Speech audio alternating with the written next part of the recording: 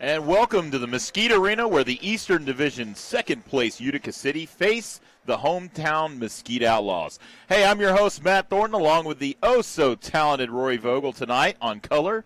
The visiting Utica City are riding a 3-game win streak. Match the winless Rochester Lancers by a score of 11-3. Meanwhile, the Mesquite Outlaws are fighting through a tough 5-game losing streak, facing some of the top teams in that stretch, including San Diego, Sonora, Monterey, Florida, and Ontario, all with a combined 54-22 win-loss record. Now facing this very good Utica City team tonight. The schedule gods have not been kind to this expansion franchise. Rory, what are your thoughts on tonight's matchup? Well, there's a couple of players to watch on both sides of the matchup. I'd say Utica City, the goalkeeper, 22, Andrew Coughlin, has been outstanding this season. He boasts the MSL's third best goals against average at 4.26 and is ranked 6th in the league with a .699 save percentage and has 8 wins overall for his team, which ties him for third in arena soccer. Coughlin's nickname is Mr. Stretch, and the Outlaws are going to have to put his superpowers to the test, Matt. Well, it's awesome. So good guy to watch. Coughlin in goalkeep. I mean, that's pretty impressive. He's definitely had an incredible season. How about for Mesquite? Anybody to watch over there? Normally I go for the offensive scorers, and I'm going to switch it up tonight. Mesquite Outlaws, I'm watching the dynamic defensive duo of Mitchell Cardenas and Mike Jones, who are the league leaders in blocks with 23 and 19 respectively. The Outlaws have been good on defense, allowing only 82 goals against. With that, Mike and Mitchell are kicking into that as well. The Mesquite's defense will need to step it up tonight in order to send Utica packing back east.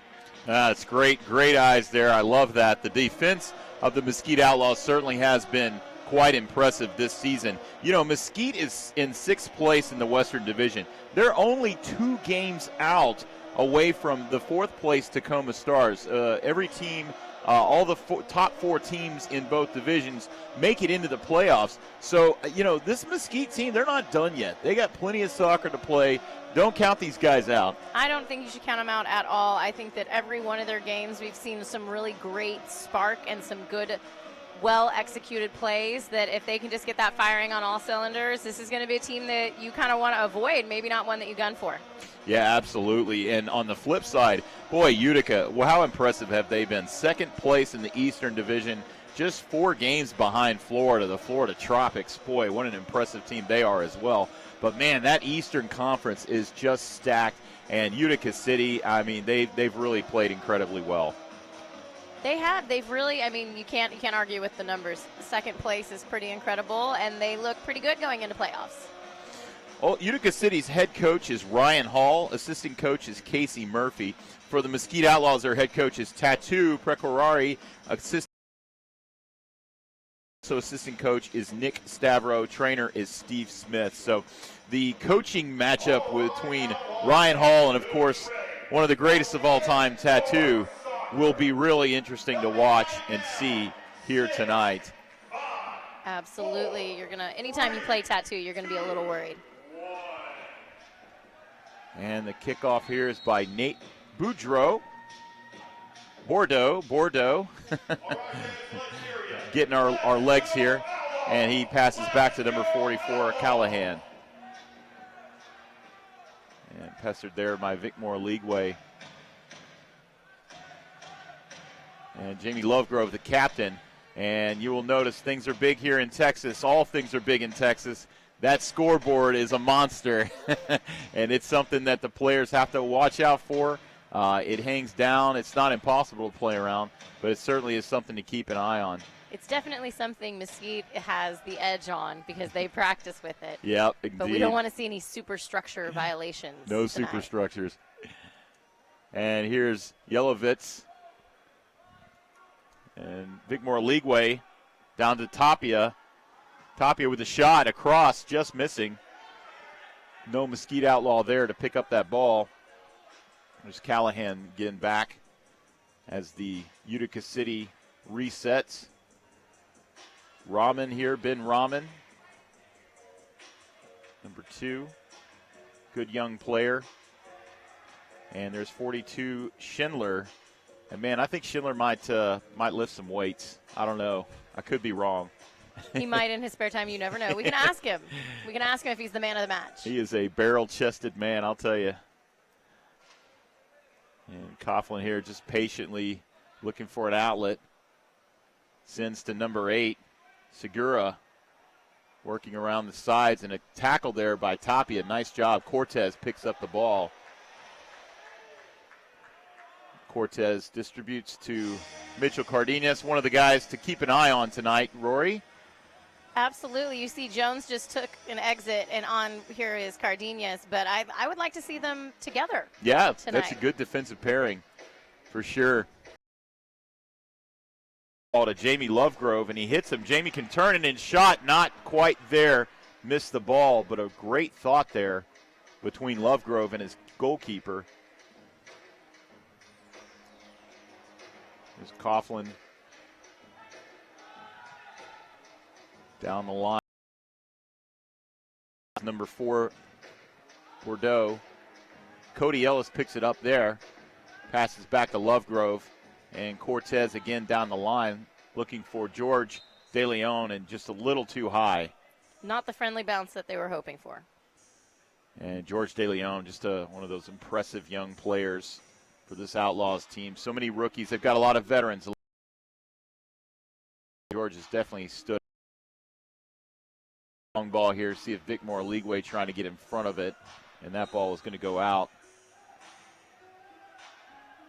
Obasi trying to get the ball, and the Outlaws are calling for it, but referee is going to give it to Utica City. You never know until you ask.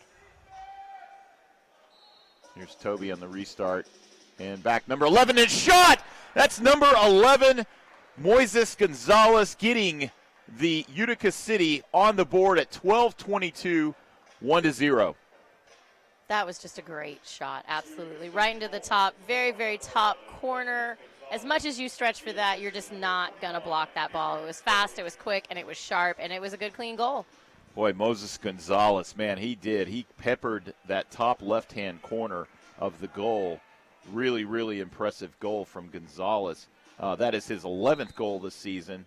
And, man, he's put his Utica City team up here early. Certainly not a position that Mesquite wants to be in at all. Here's It'll be Tapia. interesting to see how it affects their play going into the Valadez getting the score immediately. Mesquite Outlaws come back 12:08. The Outlaws have tied it 1-1. Valadez. It looks like we have our answer in the middle of the question. I love this. They are going to come firing right back and hit you right where they intend to. So it is now tied up. We are back to zeros, and it's time to get going again. Boy, Bradley Valadez, I mean, that thing it snuck up on me because I didn't think he would be able to get to the ball, but he really definitely ran around his defender, got his left foot on it, back of the net, and we are all tied up here at 12:08 in the first. I thought it was just going to be a defensive game, Rory. I did too. You heard the key to my game, you know. Indeed. Here's Callahan back to Coughlin. And the long ball, just off the wall. And there's the man that scored the goal, number 11.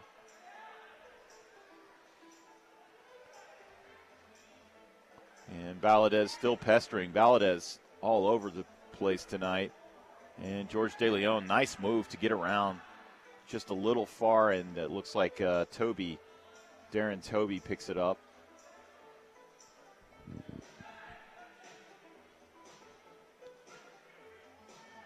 Here's Bordeaux, the captain.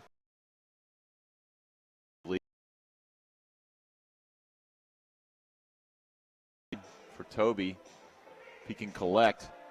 Guarded by George De Leon. Victor Aligwe pressing on Segura.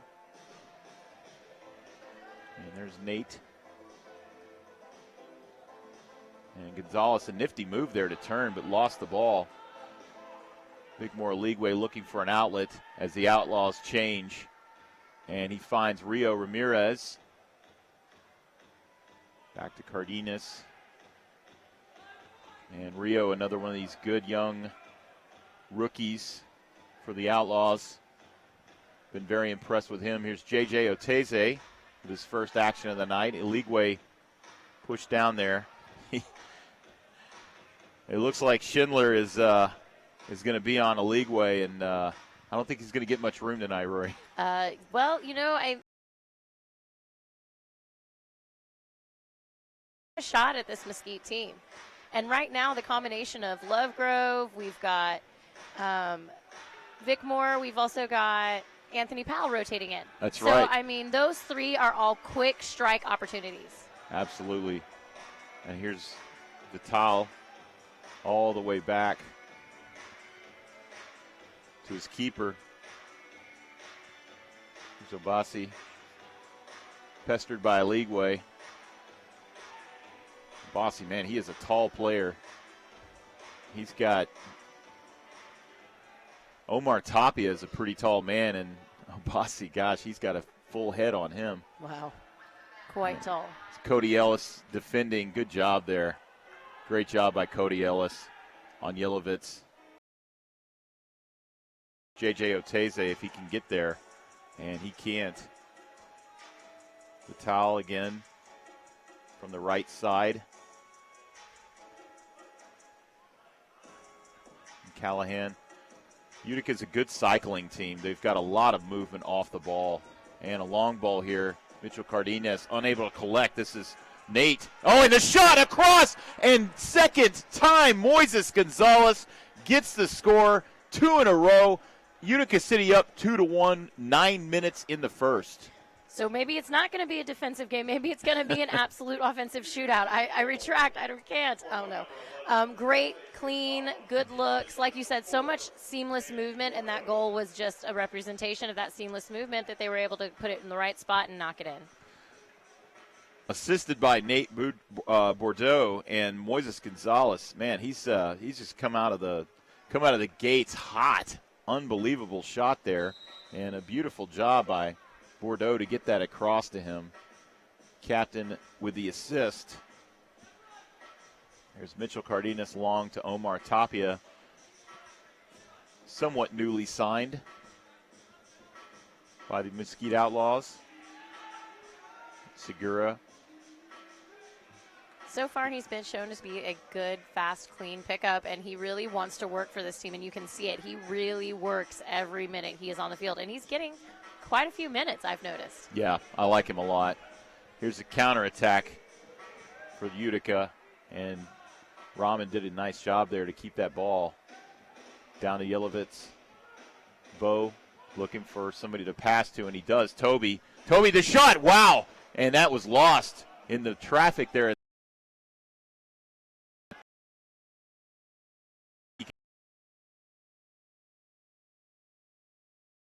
Of the ball. There's Toby again. Back to Coughlin, being pestered by Jamie Lovegrove, the captain for the Mesquite Outlaws. Longtime veteran. And Darren Toby again.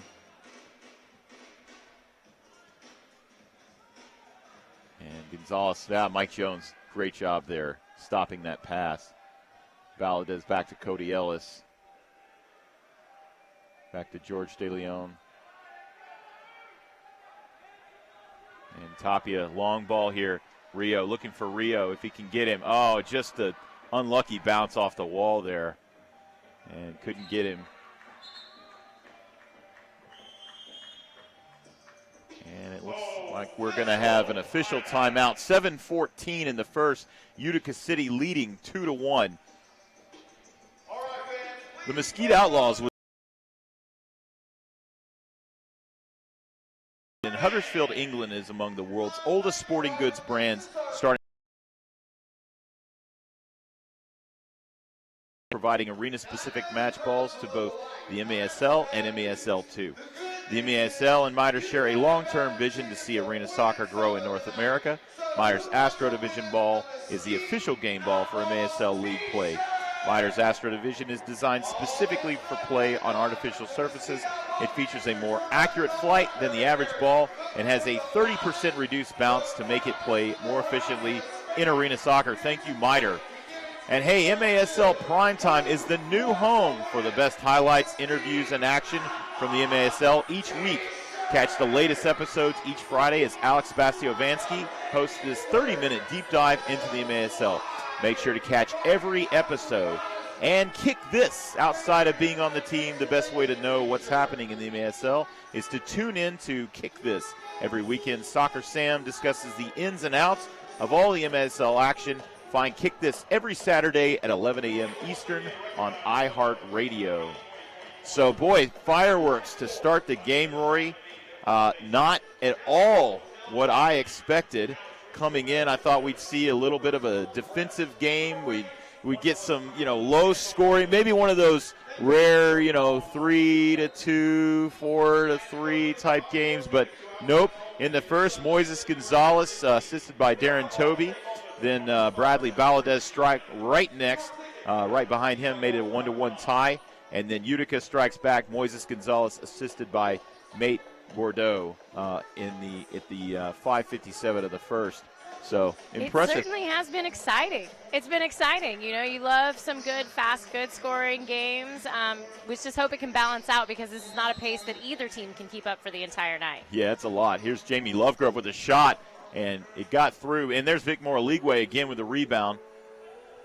Coughlin easily handled that one. There's Toby looking for an outlet man. Over to his keeper, Coughlin.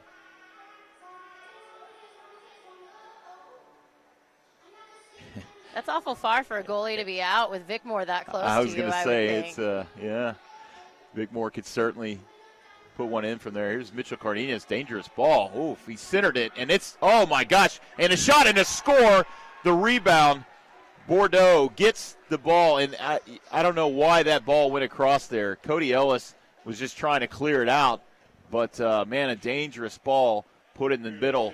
The Utica City now leads 3-1. And they are not shying away at goal at all. So anything that they can collect, they are going to shoot right back at. Replace it every time. Yeah, and unfortunate there. Nate Bordeaux unassisted on the goal. And, man, these Utica City has jumped out all over the Mesquite Outlaws. That ball just barely stayed in.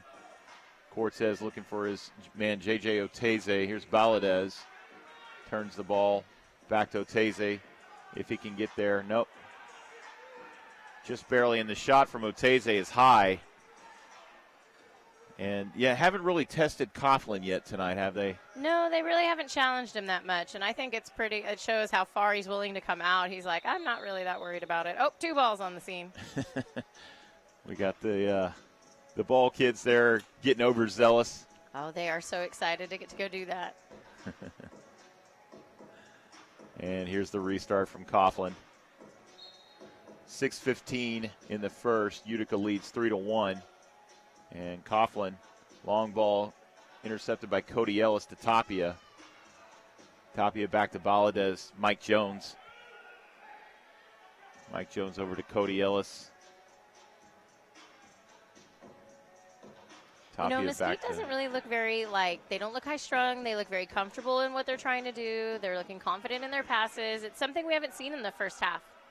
And that ball goes out of bounds by Pollo Cortez, and that'll be top of the arc, untouched by any other player. So a great opportunity here for Utica City. And looks like the man that's going to take the kick is Gonzalez. Already got him a couple of goals. Maybe he's searching for the hat trick. I think everybody's always searching for their next goal, per se, but this is a great opportunity for Utica City.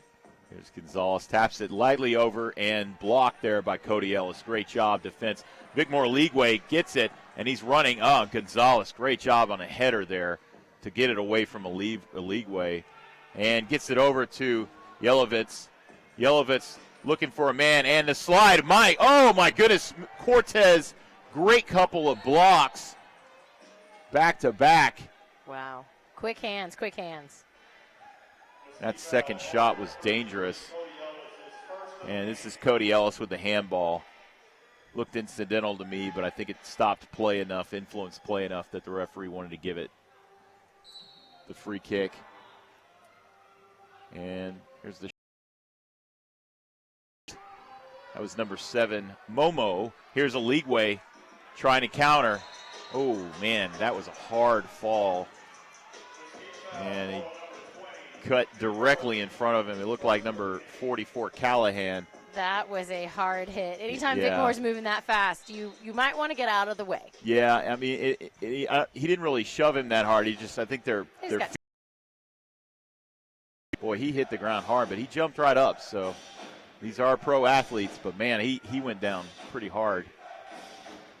Here's Callahan, or Coughlin, excuse me. And Valadez pestering Schindler. Here's Obasi. Captain Jamie Lovegrove there does well to, for a minute he got away from him. And a long ball. Bordeaux, and here's Rio Ramirez with the ball. Oh my goodness, in the shot, Obasi just wide right. And boy, the Mesquite Outlaws are doing their goalkeeper, Pollo Cortez, no favors tonight. A couple times, defensive mistakes. It's really put him under duress, and he's had to make some incredible saves, and he's missed a couple, and that's why we're sitting where we're at 3-1 right now. Here's Rio Ramirez, and the Outlaws, unfortunately, fresh off a 7-0 shutout in Ontario, falling to the Ontario Fury. Their wounds. Here's Vic Moore Leagueway with the turn, and 3 players immediately converge on him. That's how you play Vic Moore Leagueway. That is how you have to have at least 3 defenders, folks. 3 defenders to help. 2 to 3. Because he can turn from all sides. Vic Moore again. Oh, a good defensive play by Obasi. Nice job. That's got to be frustrating to play against, though, 3 people all the time. Yeah, it really is. I mean, it's like the defensive end in football who's just great and is constantly getting double and triple team. That's a Leagueway. They know how good he is. So absolutely, teams have figured out if you put 2 and 3 men on him and collapse on him, then you're going to have some success. He still gets his goals. He had 2 the other night. Yes, he did. He's still going to make you feel the pain. Yeah, exactly. And this foul's on Ben Rahman, Utica. Here's Mike Jones back to Cody Ellis. And George De Leon. Cortez, long ball for Valadez. Valadez shoved in the back, not called. And good job by Vital there to get it back, and then Gonzalez pushes it back to Coughlin. And Coughlin, he certainly does like to play up. He's very far up. Yeah, he's very comfortable playing beyond that yellow line, and that ball's going to go out of bounds. That'll be Outlaws' ball.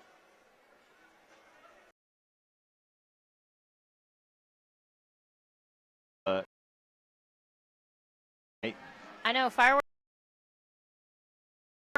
which means Jamie Lovegrove, the fake shot.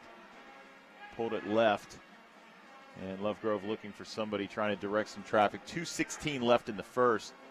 Utica City leading 3-1.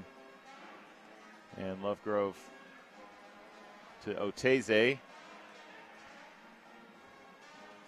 Cody Ellis to Rio, all the way back to Pollo Cortez, his keeper. And a long ball, and I think that was our first. No, that was a 3-line pass. So that'll go back to the. Oh no, it was a superstructure violation. Superstructure violation, Matt. We've got our first of the evening.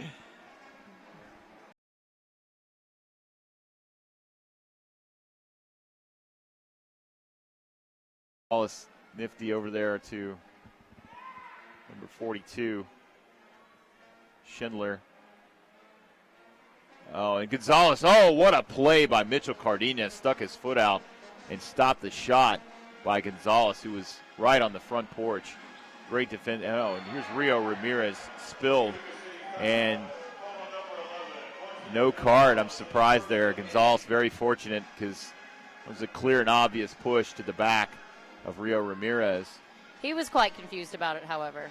Yeah. He was like, I didn't do anything. I didn't touch him. I don't know never what you're do. talking about. Never do. Never admit guilt. Never guilty. Never guilty. I love it. Nobody ever fouls. And good job by Nate there to put his foot in and stop that ball going across. And George De Leon collects back to Rio Ramirez. Here's Jamie Lovegrove trying everything he can to kind of get his players in position. There's 1 minute remaining in the first. Utica up 3-1. Mesquite, I think this is probably the longest amount of possession they've had this game. Obasi again, great. And a long ball to Yelovitz. Yelovitz is going to take a shot here, and it's a score! Yelovitz makes it 4-1 with 35 seconds left in the first. That is another tough break, but a laser beam right into that upper left corner. You just can't defend against that, and as fast as he got on that, and I mean, he had the fancy footwork all the way up. It was just another good, clean goal. I mean, just a laser beam right into the top left of the goal. It was beautiful. I mean, Bo Yelovitz there, just nothing that Cortez could do. It was just an impressive shot, and just the velocity on it was impressive. So the co-captain, Bo Yelovitz, getting his first goal of the game. 35 seconds left in the first, and I think Mesquite will be very happy to get out of this quarter. Long ball there. Regroup and find a new plan of attack for their defense to stop this. Absolutely. Here's Valadez trying to turn. And Obasi again with a great defense.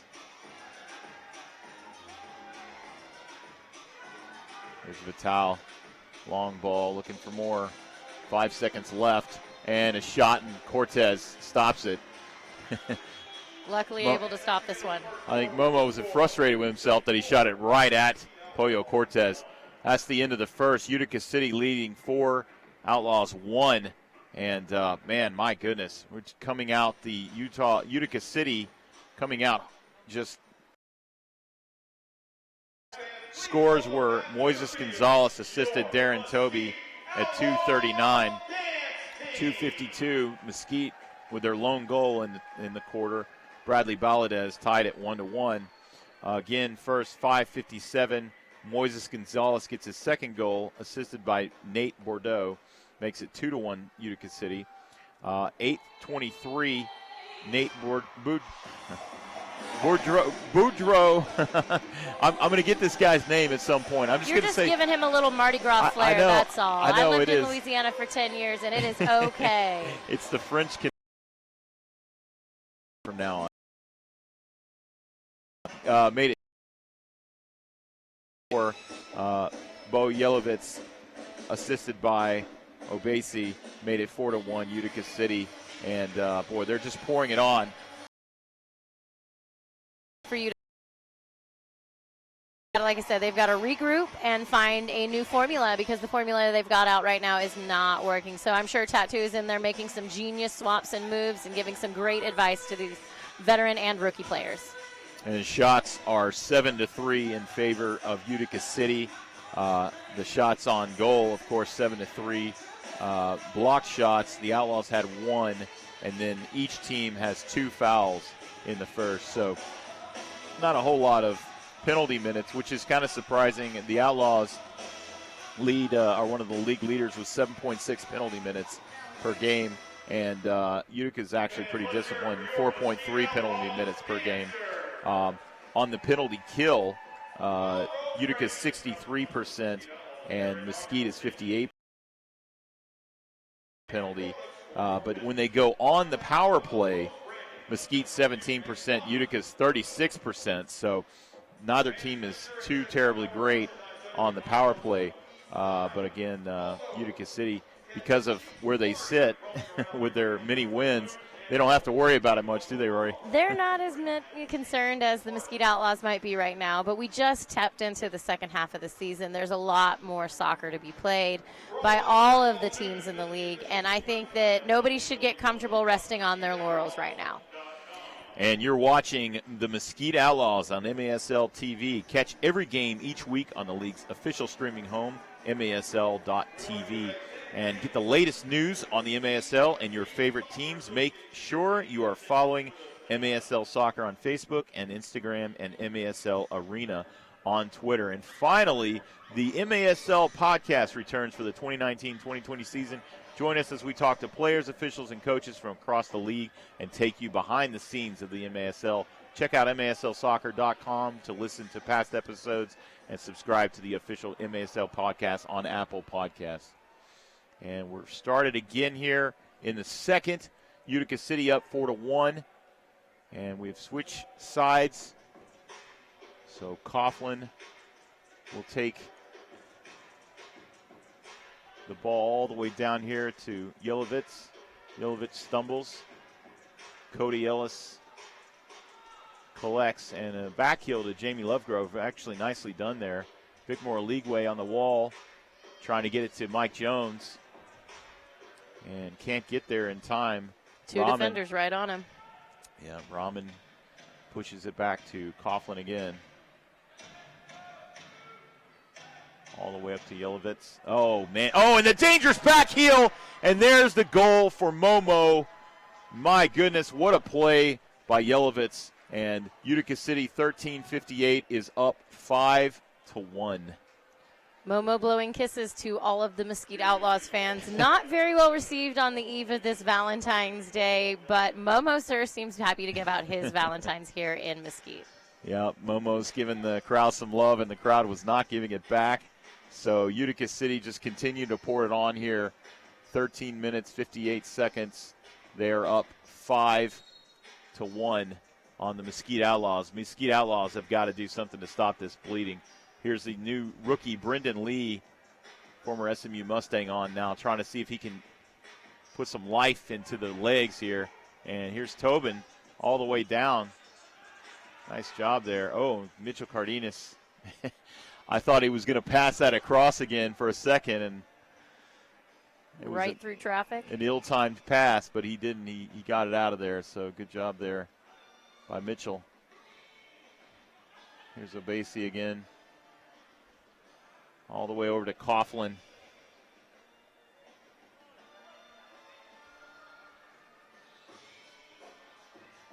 Obasi, man, he's such a long, lean player. He really is, and he has great reach and length as well. Like he's coordinated, but he's taller and longer. Exactly. Yeah, he's able to use his height to his advantage for sure. And there's number 44, Callahan, which Cortez collects. It's Valadez again trying to get the turn, unable to do so. This will be the Outlaws' ball to win off of Callahan. And the Outlaws are changing, so Mitchell Cardenas will restart all the way back to Pollo Cortez. Long ball there. Momo deflects. And then there's Obasi, right? Yeah. I feel like his name should be Stretch. Here's Goldman. Goldman rocking the samurai, the samurai headband, I think. I saw somebody. As you say, does Mike Jones have on his headband tonight? Did they coordinate? I don't know. I saw somebody. I know sometimes he does. I saw somebody give Goldman the Japanese bow to begin the game, so that's why I assumed it was samurai. I don't know. It's a guess. Here's Tapi on the wall, and he'll collect the foul. It's like Momo and Obasi over there. Tapi is slow to get up. And there's Nunez. Nunez's first activity. It's a dangerous play there, heading it back to his keeper. But Coughlin with the scissor kick. I believe that was a scissor kick, speaking of martial arts. We're going to give only got a little piece of it, though. Just a little bit. But that was a dangerous for all involved. Here's Togba. And Over to Toby. Mike Jones, nice job there. Taba gets the rebound. And Cortez, good job jumping on the ball. Oh, almost stepped over the line there. Fortunate. Here's Sean David open. And Sean David with the shot, and he is wide right. Just missing wide. But he was wide open. And Coughlin all the way to Nate. To Bo. Bo with the moves. Mike Jones not buying. Good job there by Mike Jones. Did not bite on any of those moves. None whatsoever. He's like, I see every bit of what you're doing, and I know where you're going. I'm going to stick with you. Yeah, Jones such a good defender. One of the guys you called out. That is the defense we need to see. We need to see that heavy pressure, that no allowing it into the box. They've got to keep Cortez from being under duress. And if they don't do that, then this firing squad is just going to keep on going at him. Yelovitz is off now, and Gonzalez is taking his place at the target position. Obassian. Oh, man, Mitchell Cardenas. Here's Mike Jones up to Cardenas. See what he can do with it. A couple of defenders on him, and he's pushed down. It's number 44, Callahan, with the foul. And Lovegrove with a quick restart. I knew Not that quick. I knew he was going to get him because he was trying to back the players up. And typically when the referee is backing the players up, he wants you to wait for his whistle. So. Jamie, I think that might have also just been kind of a little fun jaunt for Jamie there, too. He's like, why not try? He's a character. Here's a shot wide, well wide by George De Leon. Momo intercepts. And Lovegrove again. Rio with a shot and the goal! Rio Ramirez, 9:57 in the first, makes it Utica City 5, Mesquite Outlaws 2. Couple of changes from the lineup there. We added in some fresh legs, got some ball movement, and lo and behold, Tattoo has figured out the working combination. So they're starting to niche away at that 5-1, now 5-2 lead. So they know they can do it. They know they can do it quickly, and it was a great response. Yeah, it was a great goal by Rio Ramirez. He's a young rookie. He's done a great job on defense here. And that ball, that's one of those that Coughlin probably usually stops. I think, it was in front of him, but I think it just kind of got underneath his right arm and went in. So, and there's a second superstructure violation. So, Valadez. He was really trying to hurry this game up. Is there a hot Valentine's date tonight? Is something going on that we're missing? Yeah, Valadez was trying to get up there to take the shot while Coughlin was out of his goal. Oh. And the referee was like, no, not going to have that. The thought was there. Yeah. Here's Cardenas. And the ball with Valadez. Oh, just missing wide. Thought he had it. And there's Valadez, an impressive shot there. Mike Jones and George De Leon can't bury scary moments there for Utica City. But signs of life for Mesquite, and it is on wheelhouse. Yeah, absolutely. Here's Mike Jones. Oh, man, deflected. Tapia can't get there. Here's Toby all the way back to Coughlin. Yeah, Utica City looks rattled a little bit, so they need to kind of calm down. But they just look a little confused. Nice pressure there by Mesquite. Jamie Lovegrove was expecting that pass, and a good job there. Toby, get it back. He's all the way down and shot all to himself to Mike Jones. Mike Jones coming down on the left. Can he get there? And the shot. Great job by Andrew Coughlin to get his left foot out and stop Mike Jones' shot. Beautiful save. That was a lot of effort on his part. Two veterans you don't want to see coming hard and fast at you are Jamie Lovegrove and Mike Jones. Yeah. Here's Toby. Back to Coughlin. And long ball to Gonzalez. Cardenas heads it up. Ooh, man. Fortunate there. Brendan Lee in the right place. And Gonzalez right to his feet. A shot wide left. And, man, that having a heck of a game, number 11. He really is not afraid at all to take the shot. Cortez long to Vicmore Leagueway and dragged down. I was going to say, oh, wow, they're going to call that on Vicmore. I feel like Vicmore was just in the process of falling and he happened to drape off. It could be seen both ways. With his style of play, I could see how he gets called more often than he doesn't. Yeah, Bickmore, one of the men that leads the league in fouls, actually has 26 fouls. He's tied for fourth. That's 27. He's a physical player. And here's Bo over to Bo again, collects it. And all the way back, he'll let his team reset. And Yelovitz is just a huge man. Like, he's just a big guy. And there's a shot. Cody Ellis deflects. Fortunate there, wide open was Jake Schindler. And Schindler collects it again. He's going to send it over to 44. Callahan. Sean David says not today. Sean David's all over that read. And Brendan Lee, good job. Oh, man, Brendan almost had it. There's Rio Ramirez stepping in. And he's going to get the foul. And the ref says, hear me out first. Hear me out. Out there. I think what Utica wanted was the tackle with the feet up, the 2 feet up tackle. And, you know, you could make an argument for it, for sure. The referee warned Rio. Here's the restart. And, a nifty little back heel by Nate. Didn't make it through, but it was kind of an impressive little play there. And here's Nunez again, number 10, over to Sean David. Cortez up to Rio. Outlaws just struggling to exit their zone right now. They are wanting to exit out of here quickly, and Utica is all over them. There is a lot of pressure, a lot of man defense, and just all-around solid, clean, close-up play. Yeah, they're doing a great job defensively for sure. Here's Valadez trying to make something happen, and the 42, Schindler just shut it down there. Just immediately closed on the wall. Great defense.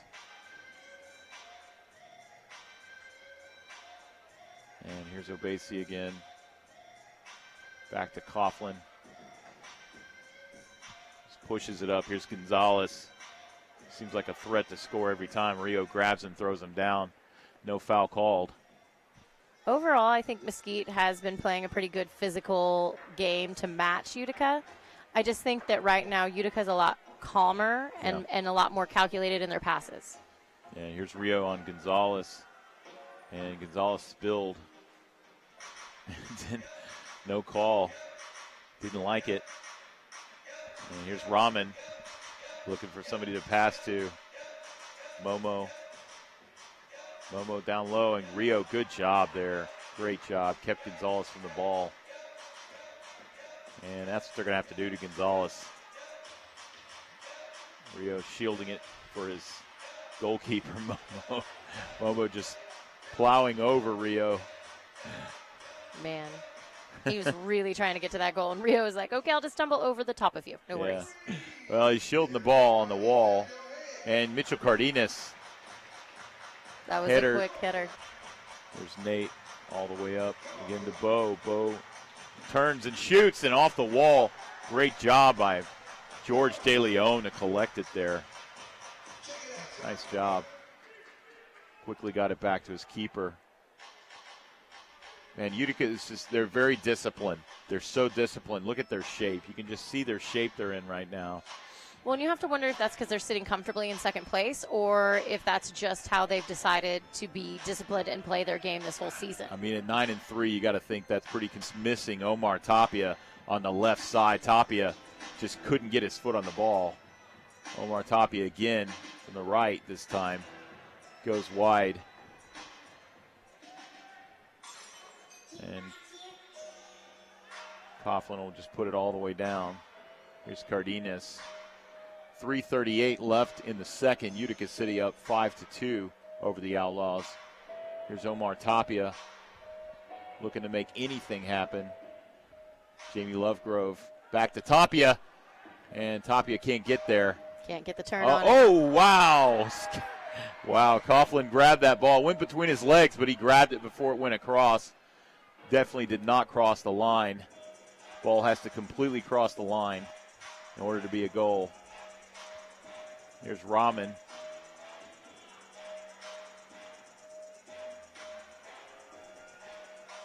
Back to Coughlin. 2:58 left in the second.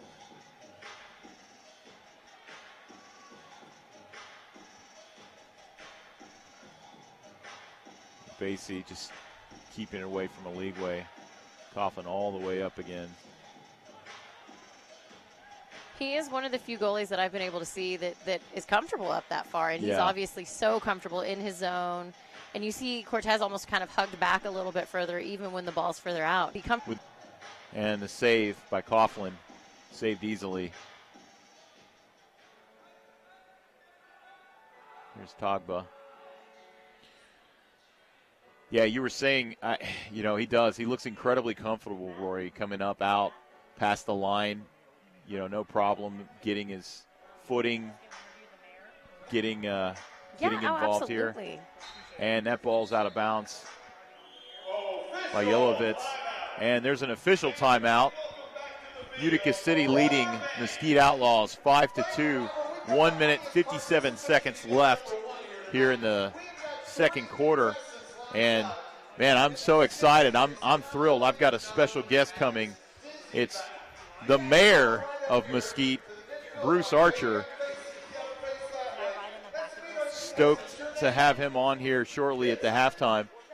Absolutely. What a great game we've gotten to watch so far. The Outlaws aren't getting too far behind, definitely struggling a little bit on offense, but we've seen sparks of greatness so far. Yeah, I've been impressed by Utica's discipline, their defense. They've done a good job on defense. A couple of times where they kind of have, just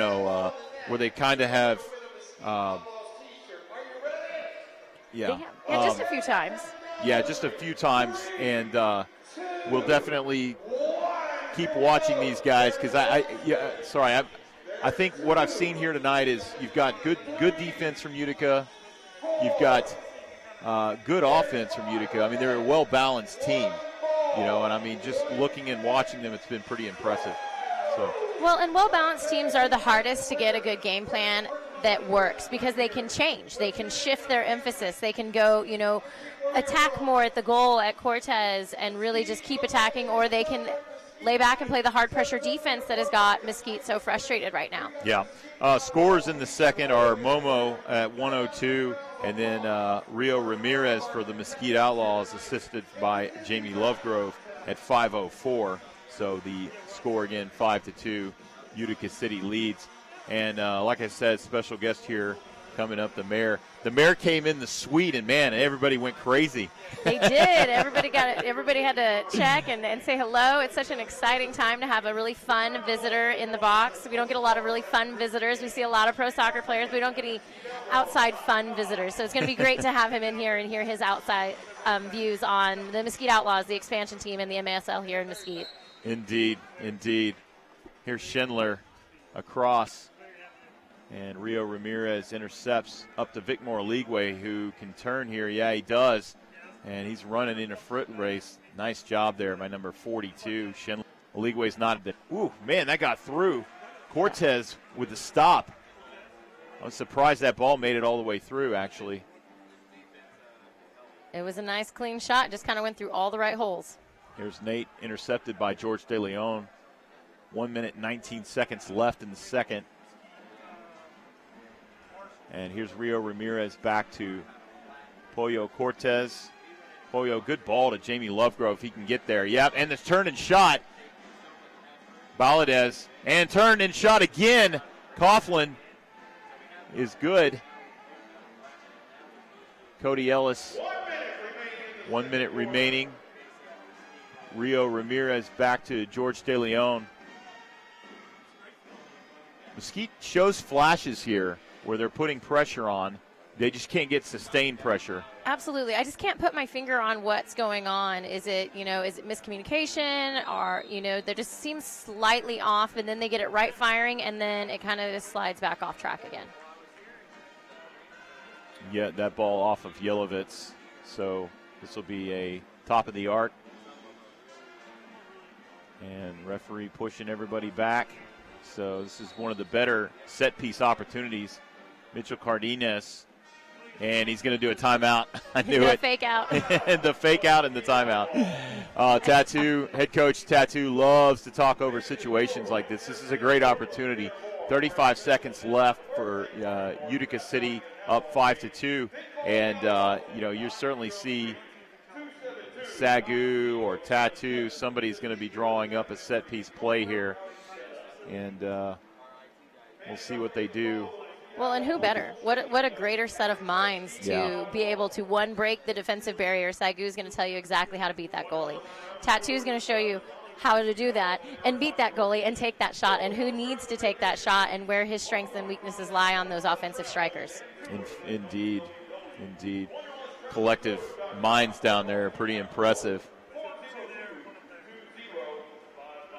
So the Outlaws here with just a few seconds left in the second are going to get top of the arc opportunity, and the Outlaws are talking it over and trying to figure out what exactly they're going to do.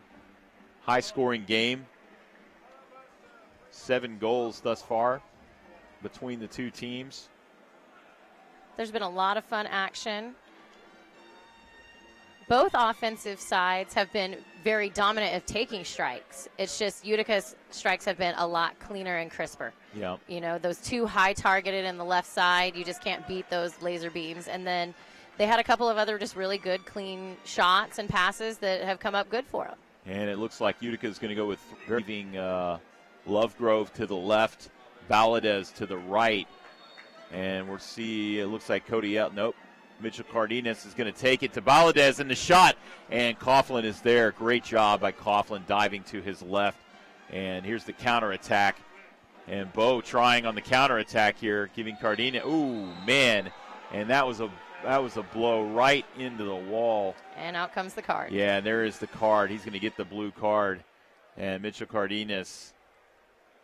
And anytime you see a player go directly into the wall like that, face first, you're usually going to get a card. And that's exactly what happened. Yeah. I don't think there's any question about it. What do you think, Rory? I mean, he keeps coming at it with a lot of velocity. These boards do have flex, but I think there was no mix-up on what the intention was there, and it was a foul, and Cardenas knows it, and he's headed to spend his time and plead his case. In the second, going to go up a man on the power play here. They are 36% on the power play. The Outlaws are 58% on the penalty kill, and they will need to be good here in the final seconds. Here's Gonzalez over to Yelovich, and good job by Pollo Cortez to stop that ball using his left foot going down low. 15 seconds left, and just narrowly missing the video board. And Sean David. What are you doing? Sean David is he's a man that's not afraid to mix it up at all. Do not let his size and stature fool you. He's a little ball of hate. A little ball of hate. And he is on the field. Off the field, he's one of the nicest guys you'll ever meet. But on the field, he will just drive you insane. And look at Sean David standing next to Obese. It's kind of funny, too. It is a mismatch, a little bit of a mismatch. And the shot right into the wall by Jamie Lovegrove. Unfortunate there. And Obese looks up, 2 seconds left. And there's the whistle to end the second quarter, going right into the halftime. 1 minute, 36 seconds left on the power play. When we come back in the third, Utica City leading 5, Outlaws 2. But first, before that, man, we've got royalty in the house here tonight. I'm pretty excited about this. Mesquite's very own Mayor Bruce Archer is here tonight. Mayor Bruce Archer joining me, and man, I'm pretty excited. I don't, some of the times I'm getting athletes, I'm getting guys that, they play the sport, but I don't often get to sit with mayors. How are you, Mayor? Great to see you. I am incredibly excited to see this awesome-looking arena, this awesome new Mesquite Outlaws team here tonight. And the people of Mesquite are excited, and I just want to say a big welcome to everybody here. Are glad to have you here tonight. Man, we're glad to be here. I mean, there's so many people have come and started to enjoy this sport. So I have to ask you, soccer, indoor soccer, are you familiar with it? Is this something you've seen? Have you grown up playing it? I know you grew up here in Mesquite. Just played regular soccer as a kid. Yep. But not real familiar with the indoor, but I know it's growing around the country. It's becoming more of a predominant sport. And it's so exciting because I grew up, the Mesquite Rodeo was a big deal. It was an outdoor arena. Now not only do we still have an incredible rodeo, but we have an incredible soccer team with Tattoo as the coach, for goodness sakes. You can't get better than that. Amen to that, and I grew up in Garland, just neighbors, of course, to Mesquite. I actually had a house in Creek Crossing at one point in time, so I grew up around Mesquite, too. I love Mesquite, and I'm excited to be back. Yeah, I know you do, for sure. I'm excited to be back in the city, and the city has really embraced this team, and it's just been so fun to watch the fans. And you're right. I mean, I'll tell you right now, if I was going to start a soccer franchise, the guy I would want leading that franchise is the legend Tattoo. I mean, if you're gonna, he arguably one of the best ever to play the game, and boy, you guys won the lottery in that regard. This soccer team, this arena is a huge boost and enhancement to the city of Mesquite. And on behalf of the whole city council and all the people of Mesquite, we are proud and very excited. Well, I know, and one of the things that is exciting, too, is to see all the development that's happening around this arena. I know that the Centurion American Development Group, who, of course, owns the Outlaws and owns the arena and owns, I think, everything around here. And, I mean, all you see is dirt being moved. How exciting is that? Talk a little bit about that. So I was the councilman for this area for a number of years. And several years ago, I was so – last few years, we've seen a lot of new restaurants and businesses in this area back here revamp, remodel, and now with the new ownership and great leadership of this rodeo and the rodeo development around it, Iron Horse, man, new things are happening. We're polishing up. We're cleaning up. More jobs are coming.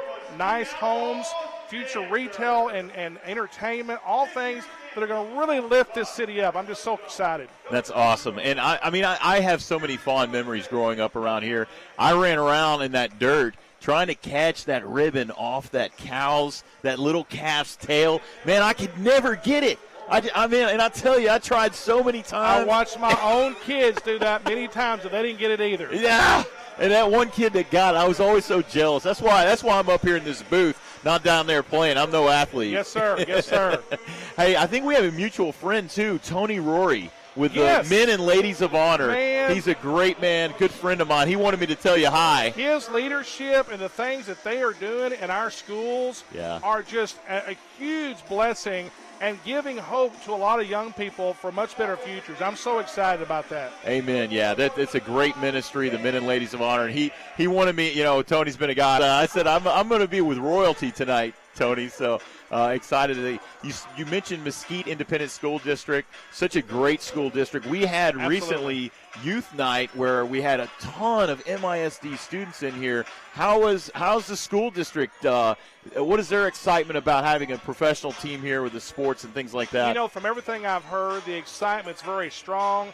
Soccer is becoming more and more popular, especially with a lot of our new residents who've moved to Mesquite. They love soccer. So it's not only a great place now for those who still love the rodeo, for a lot of older generations and some younger, but now for a lot of newer faces and newer residents to this town, especially so many of our students, this is going to be a mecca, if you will, for young people, I believe, in the coming years. I'm super proud. That's awesome. That's so great and so fun to see. You see so many young faces out here and the fans and folks. And look at these seats on the side. I mean, you got to have your head on a swivel down on. That's the only thing about those, right? You're talking about being on top of the action. I don't know any sport in the world where you can get this close to the players, and actually afterwards, everybody gets to meet all the players on the field too.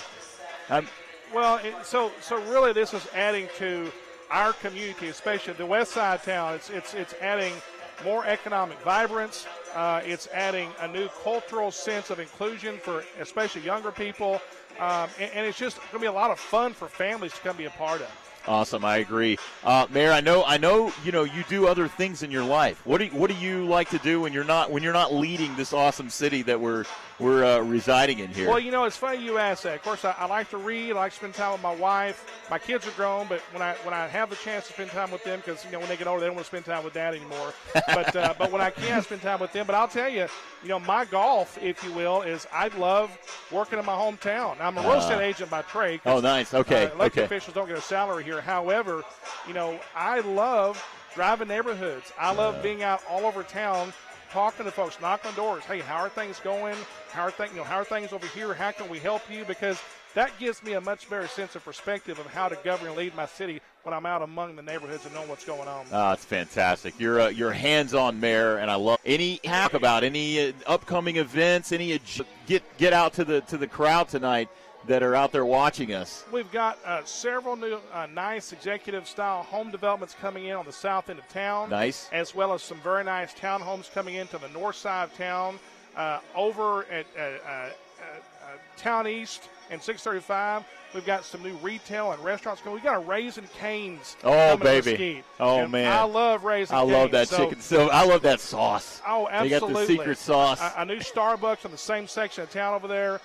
So a lot of economic development coming, both residential and commercial. And we are working very hard in the city of Mesquite to really revamp all of our development styles to make sure that any business or developer who comes to City Hall, that we roll the red carpet out to let everybody know that we are open for business. We want to make things easy for every business coming here. So fantastic. Those are a few things coming down the pike. Man, I love it. I mean, I'll tell you, you can live here. It's a great city. The Independent School District is fantastic. Great new grocery store called Sprouts going to be opening soon. We're very excited about that. You got Sprouts coming in. You've got the Mesquite Outlaws, and you got a guy like Bruce Archer leading the charge. What a mayor. Really, really impressed with your leadership and everybody tells me you're a great guy, and so really excited to have you here tonight. But I would be remiss if I didn't say we've got a fantastic brand new city council that's all working hard. They're proactive. They're rolling up their sleeves, working their districts, their areas. We've got a great, hard-working city, wonderful citizens who also volunteer and roll their sleeves up. So we've got some great partnerships to move us towards greatness. Awesome. Well, it's a great place. I've certainly been here. I've lived here before. I grew up around here. Man, it's so nice to have you tonight, Bruce Archer. Thank you for having me. Thank you, Mayor. God bless you, sir. God bless you as well. Take care. And man, keep going. Go Mesquite. Come on out. Go Outlaws. Go Outlaws. Yeah, there you go. Come on out. Visit Mesquite, ladies and gentlemen. You get to meet gentlemen like Bruce Archer, the mayor, and just hear about all the economic development that's going on. You enjoy the sport of indoor soccer, and man, what a great opportunity in a great city. Yeah, awesome time. So thanks so much, Mayor, for coming on, and appreciate it. And he's got the mayor. The mayor's got an entourage. I'll tell you, Rory, the mayor's entourage was impressive. The mayor's entourage was impressive, wasn't it? They certainly are. All so great and kind. What a great group surrounding such a wonderful mayor in our great city here of Mesquite. I don't personally reside in Mesquite, but I've heard a lot of really, really positive things about him in general. So what a fun night to have somebody come on in this Mesquite night. And who better than to talk about Mesquite than the mayor? I know, absolutely. Well, it was fun hanging out with the mayor, and you can tell that Mesquite, people ask frequently, hey, is Dallas big enough for two indoor teams? And I'll be honest with you, if you look at the crowd, you look at the incitement around here, I think that question is answered very adamantly with yes. Yes, indeed, Dallas can have two teams. So really, really fun to have him on, and thank you, Mayor Bruce Archer, for coming on and joining us. Let's talk a little bit of soccer here, Roy. Getting back to the business of the kick, going into the third quarter here shortly. 6 minutes left at the halftime. Scores were Moises Gonzalez in the first, Bradley Baladez for Mesquite in the first, Moises Gonzalez again, Bo Yelovitz again assisted by Obasi in the first. In the second, you had Momo getting on the board, and then Mesquite Outlaws Rio Ramirez assisted by Jamie Lovegrove to round things out, which brings us to the 5-2 score. And, of course, as we come back from the half, 1 minute 38 seconds left on the power play for Utica City. But didn't see the defensive game that we thought we might see, but you gotta love the the offense here. And we're getting the kiss cam is happening. If I don't know if folks are seeing that at home, but There is love all around. What there is no love right now for is the Mesquite's lack of offense. If they don't get something fired up against this Utica team, they are going to be going home sad and lonely Valentines. Indeed. The for the live stats here for the game sheet for scoring, of course, we mentioned those, but the shots are 14-10. Utica City leads, and then for the block shots, Outlaws are 6, Utica City for Mitchell Cardenas, and then fouls are 4 Outlaws, Utica City 5. So pretty close, at least in shots and fouls and things like that, but certainly not close on the scoreboard. I know the folks in Utica, New York, have to be pretty excited. I would be excited if I was a Utica fan. They're playing. Utica's getting it. Mesquite has just been off a couple of times. They've been wide. They've gotten caught up in traffic, and I think that they just really need to clean everything up and calm down and stay focused on what they really need to do, which is put some points on the board. Yeah, let's go around the league a little bit. Going back to Sunday, February 9th, this Utica City team defeated the Rochester Lancers 11-3. Again on Sunday, the Baltimore Blast defeated Orlando Seawolves by 14-3. So the Orlando Seawolves continue to struggle. The Milwaukee Wave were defeated by the Baltimore Heat, Harrisburg Heat, 6-5. Then going over to Monday, February 10th, the Flash dominating the crosstown rival Dallas Sidekicks 14-4 in Mexico. That was kind of a tough game to watch for some of the Sidekicks fans. On Wednesday, February 12th, San Diego Sockers defeated the Baltimore Blast 5-1 in a great game there.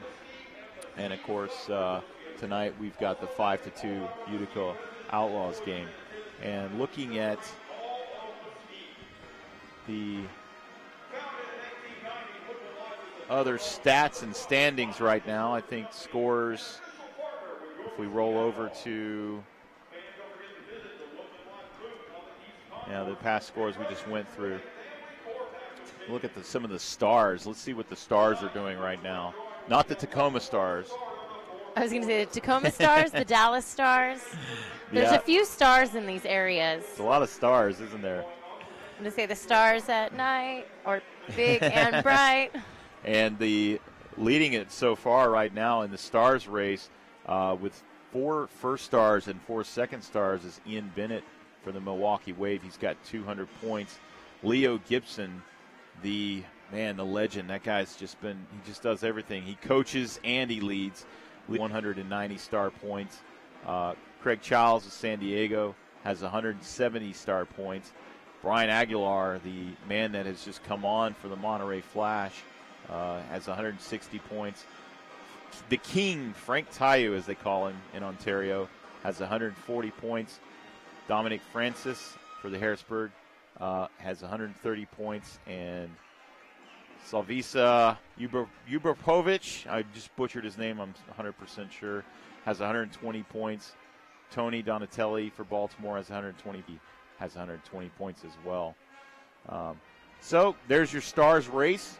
So for those of us that are a little more unfamiliar or maybe a first-time viewer, how do they accumulate these star points and what are they for? That's a good question. So after every game, 3 stars of the game are chosen. So you get points for being a first star, a second star, and a third star. And at the end of the season, all those star points are tabulated and accumulated, and they decide who wins the star player of the league. So it's kind of a fun thing to watch, fun thing to keep an eye on. It's sometimes it's hotly contested because I think the other night somebody got a star and somebody wasn't happy that somebody else didn't get a star. And I mean, if you look at the social media string, it's perpetually. I remember seeing that. It was the goalie. They didn't want the goalie to have the star of the game, or they wanted him to, and they hadn't given it to him. Yeah, odds on goal. I think he had a shutout, but I think he only had 10 shots or something like that. Anyhow, but that's kind of fun. It's a fun thing. It's the fans and they like to debate out there on the social media to decide who's the star and who's not. So. Oh, absolutely. And I mean, the players negotiate on the field with the refs. The coaches plead with the refs. I feel like there's only friendly banter on Facebook or Instagram. We have these great fans that stay so passionate no matter what team that they seem to be rooting for, whether it's the Blast or Utica or the Tropics. Everybody really enjoys MASL soccer at the core of it, which is really nice. It's the one thing they can all agree on because there's not much other things than that. That's right. Who should get the star? Who shouldn't get the star? Was that a foul? Was that not a foul? But they all can agree that they love the excitement of indoor soccer. It is fun, and here's the kickoff to start the third quarter. And again, Utica is on the power play, and Sean David being a pest there, couldn't quite get it. Here's Obasi off to the wide. Oh, and nice job by Cody Ellis to get the ball out and deflect it. And that ball is going to be tipped by Toby.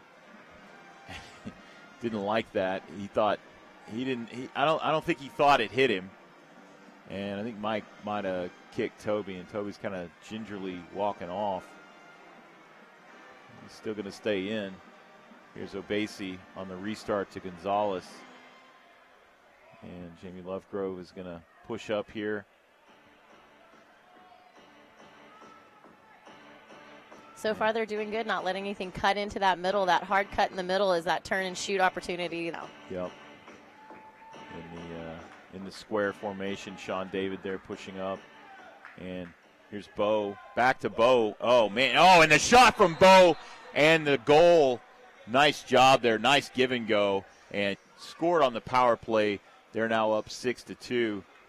And Yelovitz, just an impressive play, give and go play. Oh, absolutely. Another good, clean shot. And once they got into the middle, they weren't able to collapse onto the ball and help Cortez. And then they had that great shot, and it went. It's kind of a disappointing night thus far for Mesquite, you would think. A tough loss type game that they're trying to break out of. And right now you just know they've got to be emotionally not really energetic and enthused. Yeah, it's tough when you're down that far. 14:04 left in the set. Utica comes out and establishes themselves in the dominant position they've been in all night long, ahead 6-2. And they're not giving an assist right now to anyone on that goal by Yelovitz. But you can make an argument that it might have been. But at least officially right now, it's only a goal from Yelovitz. Here's Cardenas across to Mike Jones. And I was going to say, you got Togba will pick up the foul there. But that was a pretty obvious extension. And the ball back to George De Leon. Cortez. And long ball here to George. If he can go out by Coughlin. Oh, that's going to be out of bounds. Went off the wall, though, so not top of the arc. Here's Mitchell Cardenas on the restart. Directing traffic. Needs to be careful here. Okay, there's the whistle. Cardenas across to Mike Jones in the shot. George De Leon. Oh, good job there by the defender to just keep him off of Coughlin, who scoops it up quickly. Gets the ball out of danger. And Obasi and Mike Jones just collided. I don't think Obasi was very happy about that. It was off camera. Here's number 17, Goldman. And Cortez. Goldman staying active. And number 7, the shot. My goodness. Momo came sneaking in across. Just wide. And there's the foul. He's with the ref, of course. Strong disagreement. What a Throws surprise. arms in fury and anger. I love the reactions that you get from some of the players. They're just like, come on, man. And you're like, yes, we all saw it. Here's Mike Jones looking to restart. take the free kick.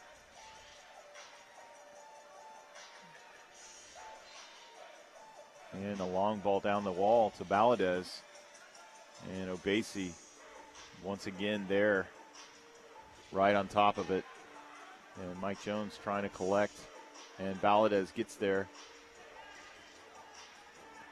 And looking for a pass. There's Cody Ellis across to Jamie Lovegrove. Lovegrove, it's like he was just passing that into the wall for Valadez. And Cody Ellis, oh man, and he was shoved down. I think they're going to give this ball to Outlaws, but man, pretty mad. They would have. Right now with them having trouble getting their offense off going, then they definitely would have been upset had that gone in. So maybe this gives them a chance to reset and get a good, clean shot again from Cody Ellis. Here's Mitchell Cardenas. Cardenas looking for the Valadez on the corner, and Utica there immediately shutting it down. And Momo got the ball running up the left side here, has space. Jamie Lovegrove, nice tackle. And Cody Ellis trying to collect it. Lovegrove in the air, Lovegrove up immediately. There's Sean David. He can't get it over to Cardenas. Good job by Callahan again. Just intercepted the ball. Utica City's defense is just really impressive.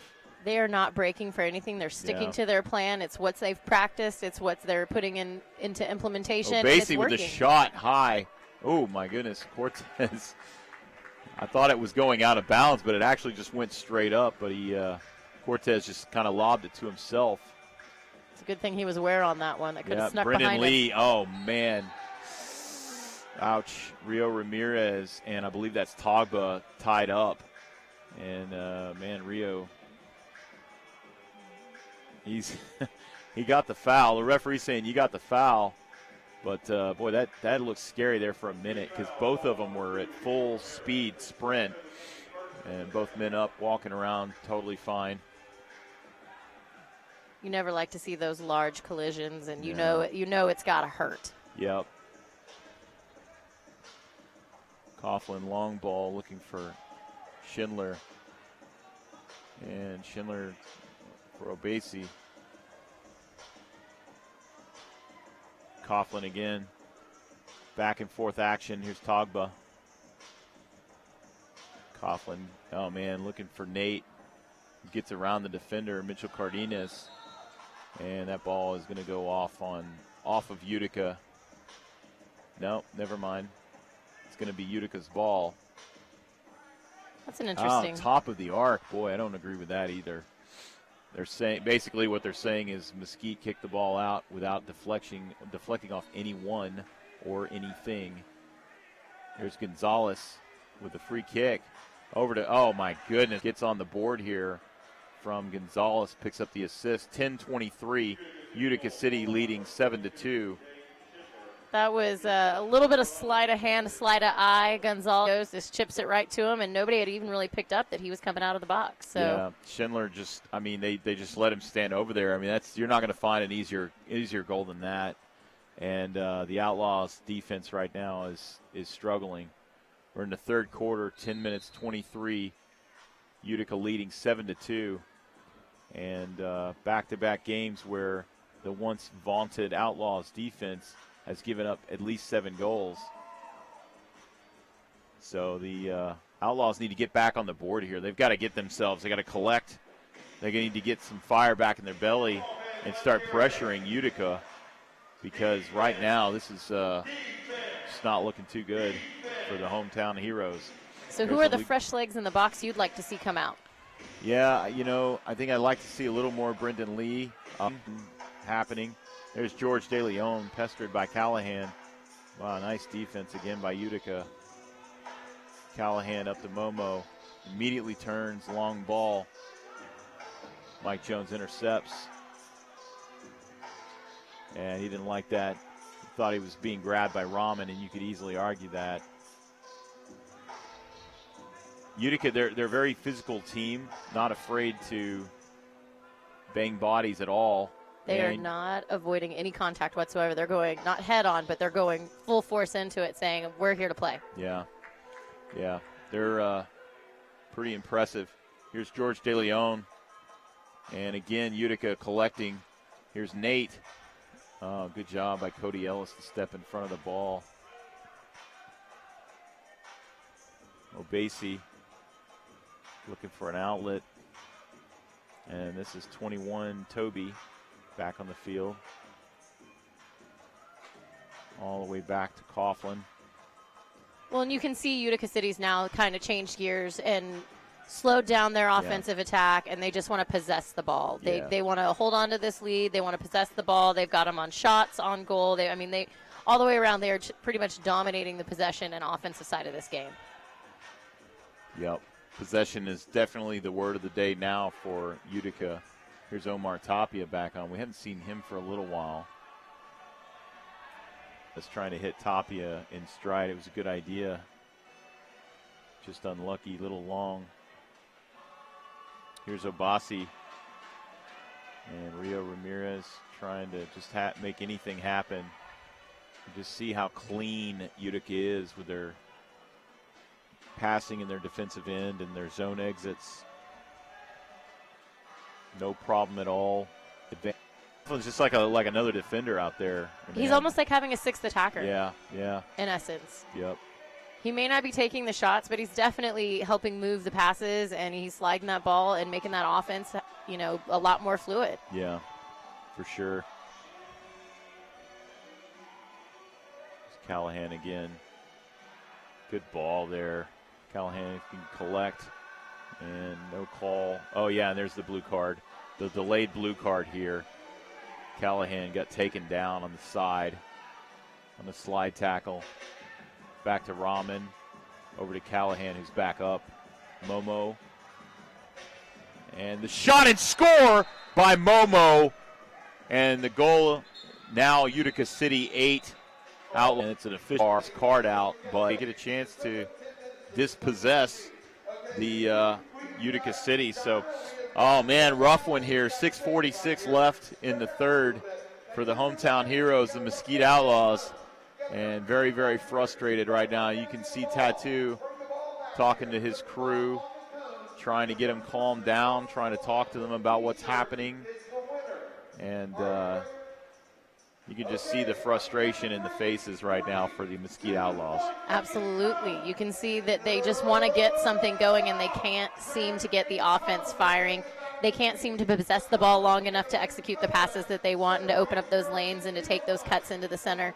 And Coughlin has been all over it. He's been very aware, very alert. He's gotten great help on his defensive side, and I think that Cortez needs a little more help from the Mesquite Outlaws taking all of these shots. 18-10, I think, is what we're sitting at right now in favor of Utica City in shots, and that's a lot for any one person to take, so those defenders really have to step up. I'd like to see, like you said, Clark Benning come in. He's always great for some good fiery block shots and some quick offensive. What tricks Tattoo has up his sleeve, I have no idea, but I'm excited to see it. Yeah, and scoring in the third on the power play was Bo Yelovitz. Made it 6-2 Utica City. Then Jake Schindler, assisted by Moises Gonzalez at 4:37, made it 7-2 Utica City. And then at 8:14, Momo, assisted by Bo Yelovitz, made it 8-2 Utica City. So Bo Yelovitz right now is again another player flirting with a hat trick. He's got 2 goals, 1 to complete the hat trick. I'm sure the Mesquite Outlaws would not like to see the hat trick. That is not what they want at all. They want to stop and shut down this offense and start putting some points back and knocking down on this lead. Right now we've got 6:46 left in the third. So they've got some time to do it. They definitely have some more time to play some good soccer, but it's got to be good, smart soccer. Yeah, and officials tonight are senior referee Shane Butler, referee Ramiro Cruz, assistant referee Kyle Bourne, and fourth official is Tony Obas. They've actually done a pretty nice job here tonight officiating. There's Mike Jones to J.J. Oteze. And Jamie Lovegrove back to Pollo. And a long ball to Oteze. Nice move there, and does well. And he's going to get the foul.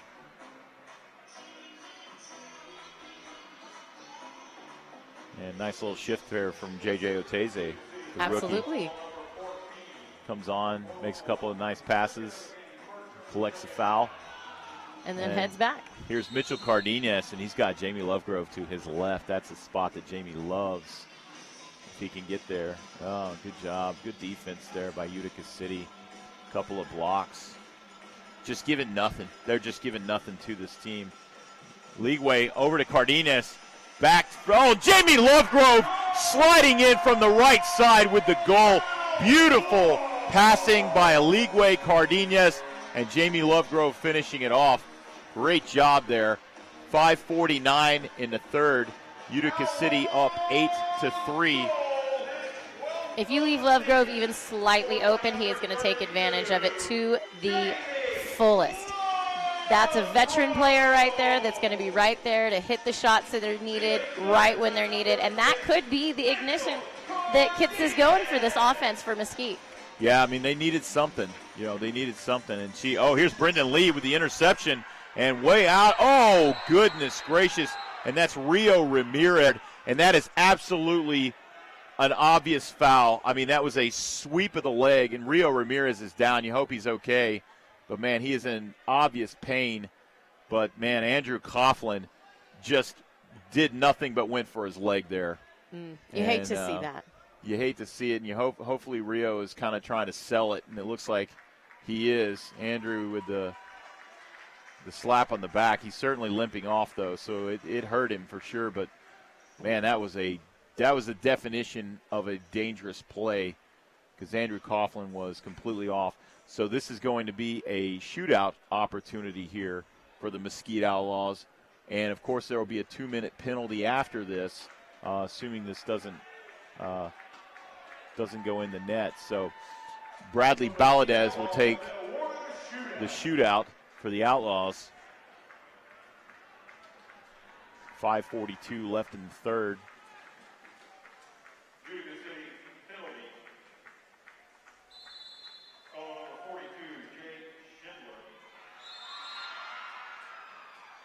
Oh, and there's another blue card. It's another blue card, and I think, did they call that on Coughlin again? I think we just saw back-to-back blue cards for Coughlin. Back-to-back blue cards for a goalie. Well, we've been talking about how far out he's willing to come. He's willing to go the whole 9. I don't think I've ever seen this before. I've not seen that either. And somebody's got to go serve. And I think what they're saying to Coughlin is, look, when he passed you, you just literally reached out and tried to sweep the man's leg. That's the second time you've tried to sweep a player's leg, and you can't do it. So now Jamie Lovegrove is going to get a free kick here, just right on the doorstep. And there's the goal from Jamie Lovegrove. So now the Outlaws once down by 4 goals, are now Utica City leads 8-4, 5:39 left in the third. And the Outlaws are still going to be on the power play. This is really an opportunity for them to tip the scales in their favor, really take advantage of this power play opportunity. With them sitting only at 17%, they need to change that percentage, and they need to help grow that. And this is a perfect opportunity to get 1, if not 2 goals, and then they're right back in it for this fourth quarter. Yeah, so the Outlaws leading 8-3. I'm sorry, Utica leading 8-3. I think I said 8-4. I apologize. 8-3. I gave them an extra goal. They'll take it. They will take your Valentine's goal. They need all the help they can get, right? By the way, Cortez, the hands after that Utica City goal, so he's also got a yellow card. Man, cards flying everywhere right now, all over the place. But they're supposed to be white and red and pink and Valentine cards. They're not supposed to be blue and yellow. Come on, guys. You prefer the red and pink ones, huh? I guess. I don't know. I saw the kids carrying their fun Valentine boxes all day and then passing out all their goodies. Nothing funner than a little Valentine action for those little kiddos and those little tykes that you see out there. Well, picked up some momentum here. Okay, the score has finally changed. Thanks, guys. I second-guessed myself because I said, wait a minute. I'm pretty sure it's 8-4, and then I looked up, and there was no goal. So Jamie Lovegrove has scored the last 2 goals. And, of course, that goal actually that Jamie scored is a shorthanded goal. They're counting it as a shorthanded, so I'm not sure how that is either. But anyhow, we'll get it together here shortly. But right now, Utica City leads the Mesquite Outlaws 8-4, and now the Outlaws are on the power play, so they're going to try to collect this ball as quickly as they possibly can and get back on offense. And good job there by Bo Yelovitz to draw the foul, drawing yet more time off the clock, precious time. 5:27 left in the third, and it looks like it's going to be Callahan.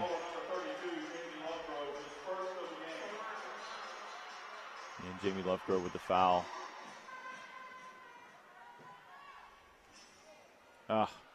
Unfortunate there for Lovegrove. Heads the ball out of bounds, so it'll once again be Utica City ball. That's what you just want, a whole wall, not a half wall. Yeah, Mesquite just desperate to get possession of the ball here. They just can't even get possession of it to get their power play started, and Utica just putting on a clinic of how to run out a power play. 1:20 left on the power play, and as you can see here, Obasi just dancing across the balls. And maybe they will finally get possession, and no, they do not. And there's a foul. Tapia. That's Bo Yelovitz.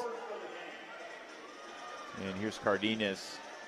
And I know we've talked about it all night, but I think the ability to shut this power play down is the fact that Coughlin can come out and really play like a fifth player when he's needed to. Yeah, 52 seconds left on the power play, and the Outlaws are just finally getting their power play set. There's Cody Ellis to Tapia. Trying to find Valadez, not quite there. Mitchell Cardenas.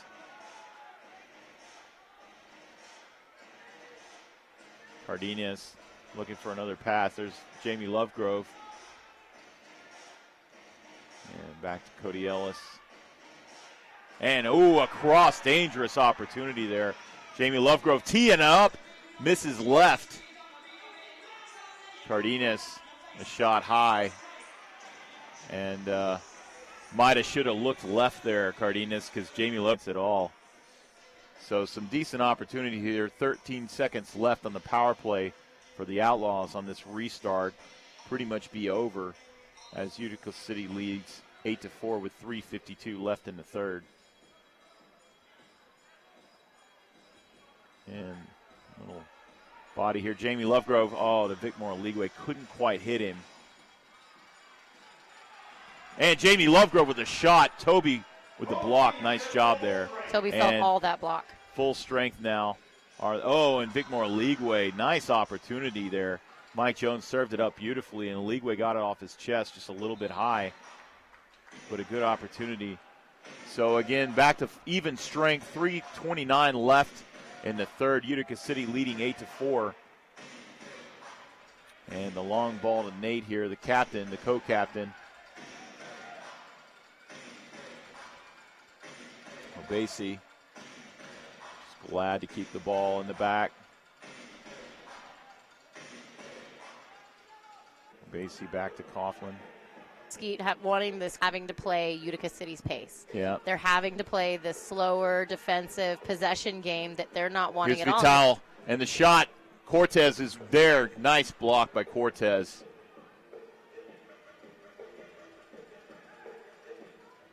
Mike Jones and Nate get tied up. It's like, no man, hugs. what's that, Maria? He wants no hugs. No hugs. Mike Jones says, no hugs for me. Yeah. And a good ball to Valadez. If he can turn. Nope, can't turn. Good defense there by number 14, Obasi. Fans wanted a foul. Fans hot in the stands. Yeah, not getting it. Foul call on number 8, Valadez. Here's Bo running up, lapsing on him that time. Vital up the middle to Nate. And Nunez collects Rio Ramirez. And, a saucy little opportunity there. He tried to just lob it over the top of Coughlin, but Coughlin was absolutely there. Here's Nate dancing around the tackle. Nate with the shot, and wow, Cortez with the left hand. Beautiful job. Yo, my goodness. The left-handed shot, that was beautiful. I mean, because it was right on and just stuck that left hand, and there's a superstructure violation. I believe that's the second now? Second superstructure violation. Not too bad. Not too bad. Well, they have raised it since the initial installation. They've raised it up. It seems like it's a little higher, yeah. Yeah, absolutely. It is a big screen. Everything is bigger in Texas, folks. I'm here to say it right now. That screen is just as big as it actually looks on your TV screen. It is that disproportionate. It is a massive Texas television. Here's Cardenas to Jamie Lovegrove, and the shot. Oh, wow, that slipped through. Coughlin couldn't quite Tapia, and no man back for him. Momo over to Bo. Bo slides, and Cortez with the stop, and Momo there with the ball, and Cortez collects it. Beautiful job by Cortez. Man, what an impressive play. And they're going to give him the restart. Whew. Fortunate there for the Mesquite Outlaws. But that was just a lot of full body effort on Cortez's part right there. He was scrapping, he was rolling, he was grabbing, he was getting that save no matter what. He didn't give up on it. And there's Mike Jones, and number 17, Tom Goldman, just ran right. The referee turned around and yelled at the bench because the bench said that's a foul, but he gave him the foul, so I don't really know what he was yelling at. Here's Jamie Lovegrove on the left side on his horse. Oh, great job there by Schindler to stop it. Momo over to Goldman off the wall. And back to Puck.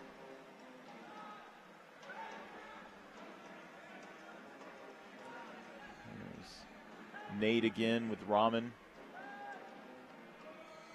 And Mitchell Cardenas is going to step in front of that. I believe they're going to call a foul there on number 2, Ben Rahman.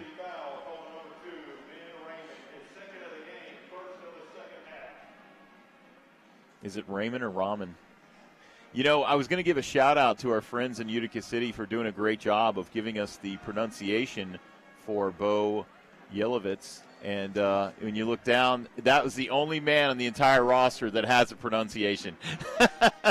Sometimes, we're riding blind up here, so we appreciate the kind, the grace, and the mercy. Yeah, exactly. You know, once upon a time, we used to get the actual pronunciation guide, and they don't give that to us anymore, so we kind of have to guess sometimes.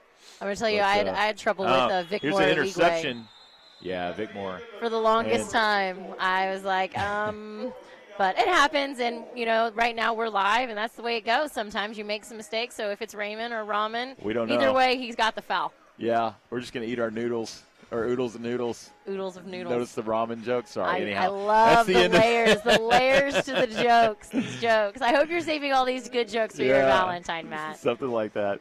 At the end of the third here, Utica City leading 8-4 over the Outlaws. And, it's been an interesting game. It's back and forth. Outlaws certainly aren't giving up, Rory. I mean, you got to give it to them because there was a few times I frankly wanted to give up a little bit. But they kept at it. They didn't stop, and they've narrowed the lead. Possible. It's not impossible. It's still kind of a steeper mountain to go. But I think that 4 goals is reasonable if they can take the possession away from Utica City. Absolutely. 1 second on the pass made it 7-2 Utica City. And Momo, assisted by Yelovitz, made it 8-2 Utica City. Then Mesquite comes screaming back, even strength goal. Jamie Lovegrove, assisted by Mitchell Cardenas, made it 8-3. And then Jamie Lovegrove again with the free shot there, made it 8-4 Utica City, cutting into that lead. So I don't know. What do you think, Roy? Can they get 4 or 5 goals here? I think it's possible, but I think defensive shape. They've got to get quicker, cleaner passes. They've got to be faster on the ball, which is harder to do in the last quarter of the game because you're already played 3 quarters and you're tired. So as long as they can break up that defensive structure that Utica is sitting on top of, I think that they have a shot, and I think you get it to Vic Moore Leagueway. We watched him do 2 fantastic goals against the Tropics back to with this Mesquite team as long as they don't get down on themselves and they keep attacking the goal. Yeah, that's a good point. You're right. Vic Moore Leagueway, Jamie Lovegrove, all guys that can score at any moment. The penalty summary In the second, Mitchell Cardenas boarding got a blue card. And then in the third, Eduardo Pollo Cortez had the delay of game after the time penalty where he punted the ball. He got a yellow card for that one. And then back-to-back blue cards for the goalie, something I haven't personally seen. Andrew Coughlin for tripping, and then, again, Andrew Coughlin for obstruction, blue card. And of course, the Mesquite Outlaws unable to capitalize on that last power play opportunity. So we'll get the restart here in the fourth. 15 minutes left in the game. Let's see if the Mesquite Outlaws can get something going here for their hometown crowd on Mesquite night. Bickmore Leagueway. And he plays the ball from the ground.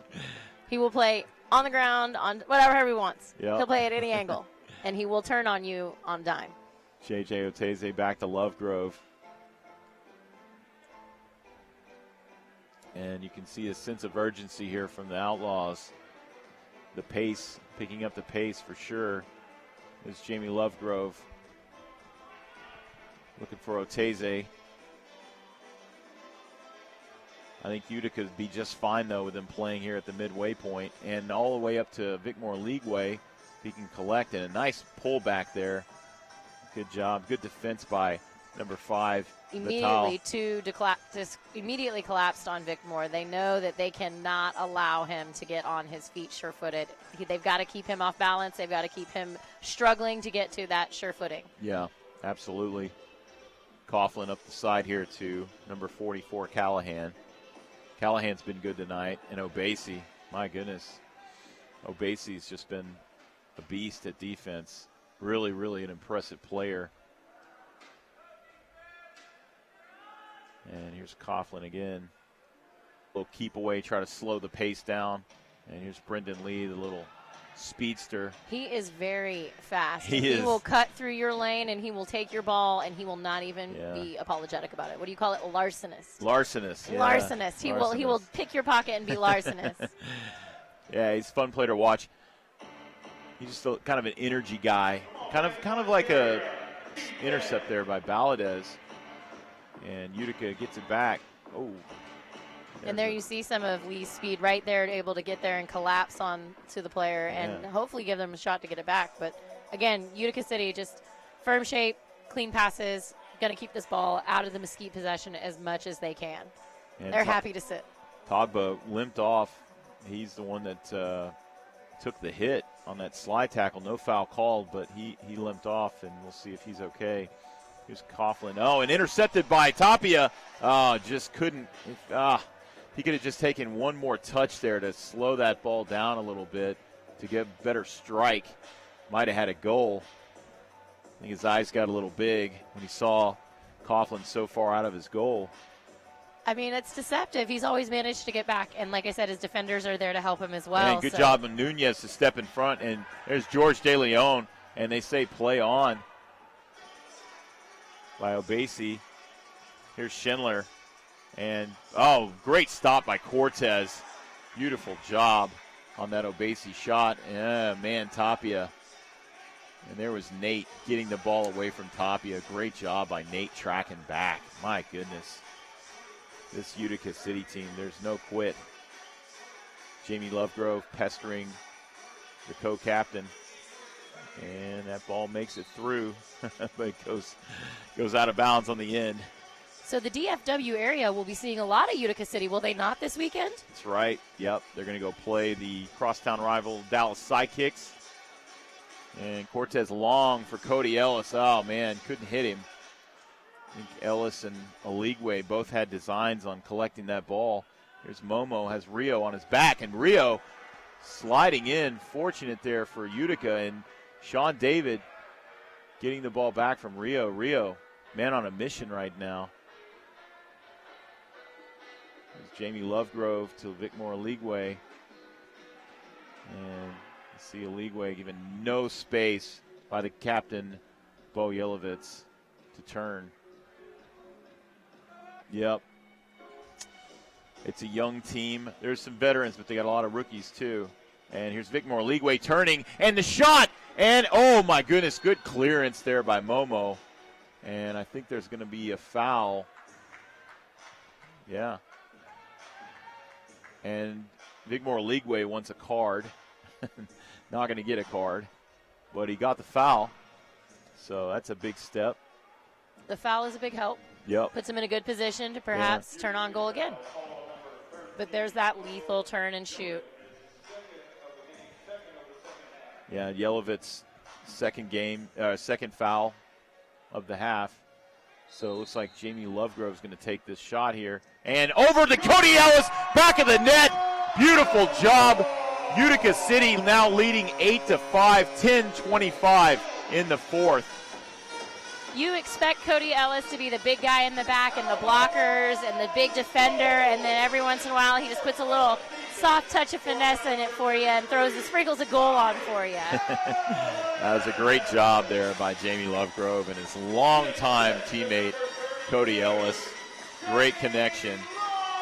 There's life in the Outlaws. I'll tell you, these Outlaws, they're not quitting. You got to love that about indoor soccer. If you haven't seen it, you have to stay that way for long. And it doesn't. And Obasi back to Coughlin. And now you can see the Outlaws high pressure here.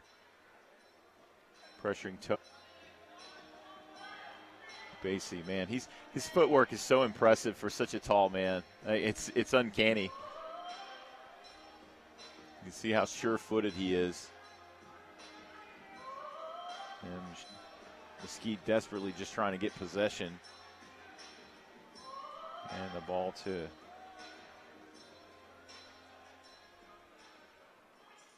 oh, man, what a move by Obasi. Right on cue. And the fake. Nope. And knocked off the ball by Mike Jones. Oops. Oh, so sorry, sir. Mike Jones. I didn't see you there. He's still looking around for he doesn't even know what he hit. Mike Jones had seen enough. He said, forget that. We'll just end this right here. Yeah, he just kind of comes over and gives him a little love tap. Knocks him to the ground. Nate over to Bo. And Bo is looking for the outlet. And a good job to Obasi there. Obasi is high. Man, you could just see, though, how clean they are when Yelovitz gets that ball and he just immediately looks for the pass. It's very impressive how they're playing tonight. They are playing a clean, clinical game, just very concise, and it's just like a machine. Yelovitz came in with 9 goals and 12 assists. 12 assists are first on the team. And the really, really good forwards, midfielders, are the ones that not only can score on you, but can also get their teammates involved. And it's certainly something he does very well. Here's Togba being chased by Nunez. And Nate again with the ball. Callahan, they're just cycling through right now. Schindler. Just one big game back to keep to Callahan. It is, and they're very effective at this game. This would be the time that I would think you would throw Brandon Lee in to get into those passing lanes and get those quick steals. Yeah, Mike Jones closing down on Yelovitz there. Good job on the defense. There's definitely a good size matchup right there. They're about the same. Yeah, they are. Mike Jones and Yelovitz, big men. Fun matchup to watch. Haven't seen it that much tonight, to be honest with you, but which has surprised me a little because that looks like a good physical matchup that they can handle each other. But you've seen a lot of these mismatch. Yelovitz and Jones haven't really met up with each other. No. Here's a good job by Jamie Lovegrove. He's frustrated, but got his foot in front of it. There's an official timeout. Again, Utica City leading 8-5. 7:57 left in the fourth. The Mesquite Outlaws trying desperately to come back and get a few more goals to make this a closer game. But it's been fun. It's been a fun game. Absolutely. Utica City is certainly very, very good defensively. Also very good offensively, of course. Just a power team. They kind of reminds me of Florida. They're balanced. I was just going to say they're very well balanced, just like Florida. So Florida's they've got a lot of big bodies at Florida. I think they have so many guys at over 6 foot. It's unbelievable. And, I think that you relate to the taller players because you yourself were a taller player, and so maybe. you appreciate that's harder to do. It's easy to be fast and little and nimble, you always said, but the fast and nimble guys always gave me the biggest fits, because they were just always like little water bugs. I couldn't catch them, I wasn't fast enough to catch them. But in the indoor game, man, that size and that heft is such a big advantage. But the thing about Utica is they're not, they've got a few tall guys for sure, but they're barrel chested. Whoever, wherever they're going to lift weights, man, these dudes are some hosses. They are not missing the upper body workouts. I'll tell you right now, I think Schindler could bench press anybody in the league, frankly. That dude's got a barrel chest, and then even Bo Yelovitz as well is pretty barrel chested. He's a big dude, so. They are some sizable gentlemen, and the physicality ability to match up with Mesquite, which has been often and here's lost. Sean David on the interception up to Valadez. And beautiful job by Andrew Coughlin to stick his right hand out and knock the ball away. Man, what an impressive play by Coughlin. That was going directly to Valadez's feet, but Coughlin there. Impressive. Here's Valadez again. Mike Jones looking for George DeLeon. Up the wall. And Lovegrove spilled, wanted a foul. Didn't get it. Here's Gonzalez off to the races. Mike Jones catches him. Says no thank you. Wow, what a play by Mike Jones. Mike Jones was 5 feet off from him and caught up to him. Man. That's when his speed and his height kicks in. He's that was an impressive play. I'm sorry. You got to love that defensive play like that where you got the defender is beat and it just absolutely catches up like that. That was pretty impressive. There's Vic Moore-Leagueway back to goal. So looking you for got an a outlet. fifth and a sixth gear that you can count on. Yeah, man, that was impressive for a man his size. He's over 6 foot. What is he, 6'2", 6'3"? I mean, I know he's taller than me, but so is most of the world. Cody Ellis with the shot. Coughlin is there. Cody Ellis with the rebound. Wide right off his face. And, George DeLeon. Couple of nice opportunities. Cody Ellis not giving up. Took the ball off the beak there. Cody Ellis to Cody Ellis to Cody Ellis. Yeah. Somebody else help Cody Ellis. He wanted a goal, didn't he? He certainly did. 6:10 left in the fourth. Utica leads 8-5, and Mike Jones is going to collect. He couldn't hit Vic Moore-Leagueway. Saw him on the left side, unable to get him, and that ball is going to be out of bounds, and that'll be top of the arc. Great opportunity here for Mesquite. Let's see if they do the fake, the kick, and then call a timeout play. What's the over-under? Well, they've done it once before, so I think it depends on who they put on ball. With Lovegrove, I'd say they probably won't call the timeout. Yeah, I agree. Lovegrove is there. Tapia, nope. Oh, good. Oh, a little trickeration there. Couldn't quite get it. Cody Ellis. Lovegrove was getting all the attention, which is exactly what he wanted. He wanted all of the defenders' attention, and they gave it to him. This will be a corner kick for Cardenas. And a little chip shot to Tapia. Oh, one-timer, but he's just high. Couldn't quite get over the ball, but a great opportunity, a great thought there by Mitchell Cardenas to cross the ball. Just lobbed it. Here's Coughlin long to Schindler and trying to hit Gonzalez. Rio Ramirez rammed right into the wall. And, man, I'm going to be honest, you could argue very similar to the Yelovitz foul, face first into the wall. Foul, no penalty. And that ball kicked out of bounds. That'll be Mesquite Outlaws ball. It went off of Coughlin. Mesquite needing some of that fire, that spark again to get going, get a couple more goals up. 5:34 left in the fourth. Utica City up 8-5. Outlaws trying desperately here for any goal, anything. Here's Jamie Lovegrove. And that blocked by Schindler.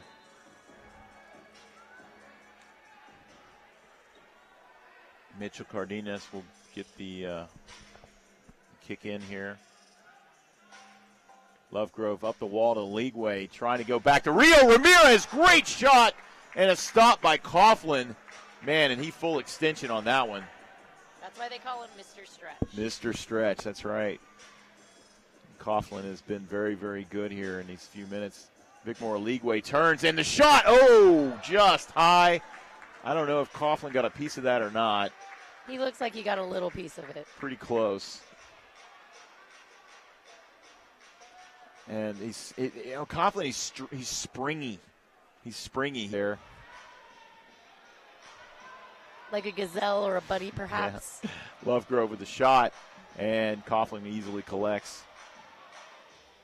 And Bickmore right there to greet Coughlin. He's like, I'm going to mess with you a little bit. Oh, my goodness. Here's a 3. Oh, and Cody Ellis with the defensive play arguably of the game there, because it was 3 on none if that ball goes past Cody Ellis. Beautiful job by the veteran to intercept that ball and keep it out of danger. Mike Jones, oh, goodness, rammed into the wall. And that's a foul. Yeah, that's a blue card. I was going to say that was number 44, Liam Callahan, with the obvious shove directly into the wall. It's going to be called every time, so an outstanding opportunity to go on the power play. Callahan hit the ground, and Jones collected the card. He got that foul. Yeah. So, and very well played. Mesquite needs to capitalize quick here on this power play and get this to an 8-6 game. There's 4:45 left in the fourth, so that's 2 minutes of a power play potentially. They can get this down to 6. And Mark, can you pull in the 6 attacker and see what kind of damage you can do with the 6 attacker? Here's Cardenas. Ooh, there was some heat on that. Ball out of play. They struggled last time with the ability to break the structure defensively of Utica City, and they're going to struggle again if they don't get quick on it. Cardenas showing some early fire. And the shot. Cortez is there, not happy, yelling at the referee. Here we go, but to your point, great point, Rory. They need to get, now they've got their shape, they need to get this power play rolling and get a goal. 1:32 left in the power play and couldn't quite get it across to Valadez was the intended recipient. Here's Cody Ellis over to Jamie Lovegrove. And you've got Omar Tapia lurking in front of the goalkeeper. Valadez to Ellis, back to Cardenas. Thought about a shot, didn't take it. Jamie Lovegrove to Ellis. And Cardenas, just intercepted there by, looked like Momo. Good defense by Utica. And Valadez will collect on the wall, take the shot. Cody Ellis trying to get the ball back, doesn't do it. Base ball, just going to happily push it down into the corner. 3:20 left in the fourth, 33 seconds left on the power play for the Mesquite Outlaws. Disappointing outcome on 2 power plays so far, not being able to get anything Jamie Lovegrove with going. a shot. Deflected by 18 seconds left. Outlaws just trying desperately to get this ball in the net. 10 seconds. And Lovegrove again, the shot off Valadez's heel. And both teams are at even straight. The power play is over. Jamie Lovegrove over to Valadez, who tries to take a shot but immediately collapsed. Oh, and there's a foul. Yeah, he's fortunate there. That's not a card, just a foul. I think, again, that was Callahan. Callahan has been very active. He has been, and it looks like he took a little bit of the brunt into that. Oh, wait, he just realized he did not get the card. Yeah. Now he's magically fine. Yeah. that was an amazing recovery we saw here. It was a miracle. Miracle. As soon as he realized the foul was actually not on who he thought it was. He's trying, though. He was magically healed. Yeah, it happens. It's hard. It's hard for us up here because we're trying to, sometimes they're not. It's hard to know with a visiting team. Here's Cardenas, and hey, the fake in the timeout. I knew it was coming at some point in time. Tattoo wants to talk it over, and I say talk it over, Tattoo, because we need to get 3 more points on the board if you're Mesquite And if you're Utica City, you just got to keep them from scoring those 3 points. Hey, the next home game for your Mesquite Outlaws is Sunday, February 16th at 3:05 p.m. Central Standard Time. They're going to take on the Tacoma Stars right here on the back-to-back for Tacoma. Should be a fun game. We've already seen the Tacoma Stars in once. Tacoma won. They defeated the Outlaws, but that was the beautiful bicycle kick. Remember that play? Alex Megson down. He made SportsCenter top 10 that night. That's going to be a story for the rest of his life. You guys remember the time that I was on top 10 SportsCenter plays. I would tell it. I think he might have a few, actually. I think he has probably more than one. So he's like that. They call him the elegant assassin. So we're seeing the replay in the of the foul, and it's still not. Yeah, that was. I agree. I think what we're saying is that should have been a card because the ball was absolutely nowhere near Valdez when he went down. But it looks like the Outlaws have elected to bring on the sixth attacker here. Oh. To see if they can get something going, which is, it's a smart play. 8-5. You got to get this goal. Kind of a do or die moment. 2:32 left in the fourth. And, oh, man. Nice job by Coughlin there to Lovegrove. And this is where the sixth attacker becomes dangerous because of how offensively talented and how loaded they are with their offensive talent on the field right now. There's going to be some quick shots on goal if they cannot keep Cody Ellis back there. But they need Cody Ellis up front helping with the attack. Yeah, Bo Yelovitz there taking the long shot. Just went high. And here's Mitchell Cardenas coming back down. 2:19 left in the fourth. And Utica very much slid over and blocked it. What an incredible play by Andrew Coughlin. He was completely away from the shot and just came over, just larcenous from Coughlin. My goodness. It's just larceny left and right. Larceny left and I think all of these gentlemen will be playing soccer. Well, at least I know Utica City will be playing soccer on their Valentines against the Dallas Sidekicks. Mesquite will have a couple of days off before you said coming back in on Sunday. It's just a full weekend of DFW MSAL soccer, and I couldn't be more excited. Yeah, I didn't make Valentine plans. I made soccer plans. You did. Well, I hope you get a wonderful Valentine's Day opportunity with your loved one. And here's Cody Ellis. Nice job to pick the pocket of Yelovitz. And Schindler's going to try from distance with the head. Unlucky there. Didn't get it long enough. And here's Valadez, collects, gives it to Jamie Lovegrove. And Schindler's chasing. And Obese just kind of pushes him to the ground.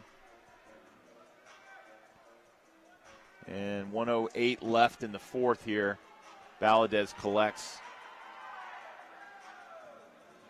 Big more league over to Cody Ellis. 1 minute left in the game. In the fourth quarter, Cody Ellis over to Sean David. And Cardenas shot. Coughlin does well there to stick his foot out. 39 seconds left. Nunez, high shot. Not a great chance there. 35 seconds. Utica City up 8-5.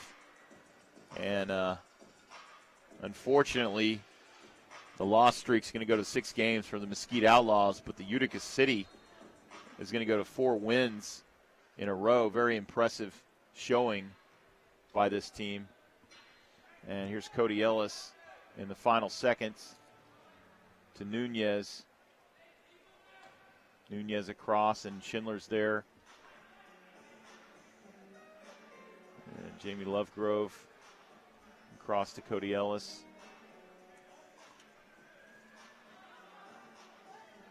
More Leagueway gets it out to Jamie Lovegrove, and the shot again blocked. And a Leagueway, oh man, Andrew Coughlin again is there. Long ball to Nate, And that's the end of the game. Utica City has won 8-5 over the Mesquite Outlaws. Truly an impressive showing for Utica City, the second-place team in the Eastern Division. Man, what a powerhouse team this is. There's a lot of scores. Moises Gonzalez got it started, was assisted by Darren Toby. Bradley Valadez comes back for Mesquite in the first. Moises Gonzalez got his second goal of the game, assisted from Nate Bordeaux in the first. Nate Bordeaux again unassisted in the first. Final goal of the first, Bo Yelovitz from Obasi made it 4-1 Utica City. Going into the second, Momo gets on the board 5-1. Rio Ramirez, assisted by Jamie Lovegrove, made it 5-2 Utica City. Bo Yelovitz again 6-2. Jake Schindler assisted 8-2 Utica City. Jamie Lovegrove then from Mitchell Cardenas makes it 8-3. Jamie Lovegrove again 8-4 short-handed. And then the even strength goal from Cody Ellis, assisted by Jamie Lovegrove, rounds out the scoring 8-5 for the Utica City win. So an impressive win tonight. What'd you think, Roy? All the way around, I have to agree with you. Utica City is definitely made a statement that they are a team to be reckoned with. They've got great defense. Their offensive options are quite large. Coughlin came in great with the goalkeeping, minus the 2 blue cards back to back. I just have never seen that before in my life. I don't know. Maybe he's a defender at heart and he just got stuck at goalie. We never know. Yeah. But all the way around, really great signs from Utica City. They should feel very comfortable. This was amazing, as well as Cardenas and the other touches and the other looks that they're getting. Of course, Jones and Cody Ellis, great on defense. Lee lightning fast for the few minutes that he got to come in and play. And just all the way around, places to improve, but doing really well. Yeah, and it looks like we're going to be going to go down to the field here in a little bit. Nate Bordeaux and Captain Jamie Lovegrove for the Mesquite Outlaws are going to talk to us here with Brother Van down on the field shortly. The shots were Outlaws 23, Utica City 24, so very, very close in shots. Not a shameful showing for the Outlaws in terms of shots. Power plays, the Outlaws were 0 for 2. Utica City was 1 for 1. Blocked shots, Outlaws had 6, and Utica City had 4. And then penalty minutes, Outlaws had 7 penalty minutes. Utica City had 6 penalty minutes. Fouls, Utica City 15 to the Outlaws 9. So, man, a lot of fouls for Utica City. I mean, like you just said, they're a very powerful team. They're not afraid to mix it up. And so, it's an impressive win. And we're going to go down to, well, no, not quite yet. They're going to give me the hand signal here. But as you can see, Utica City is just kind of taking an easy cool-down period, getting ready for that next game. And we're going to go down to Van with Captain Jamie Lovegrove on the field.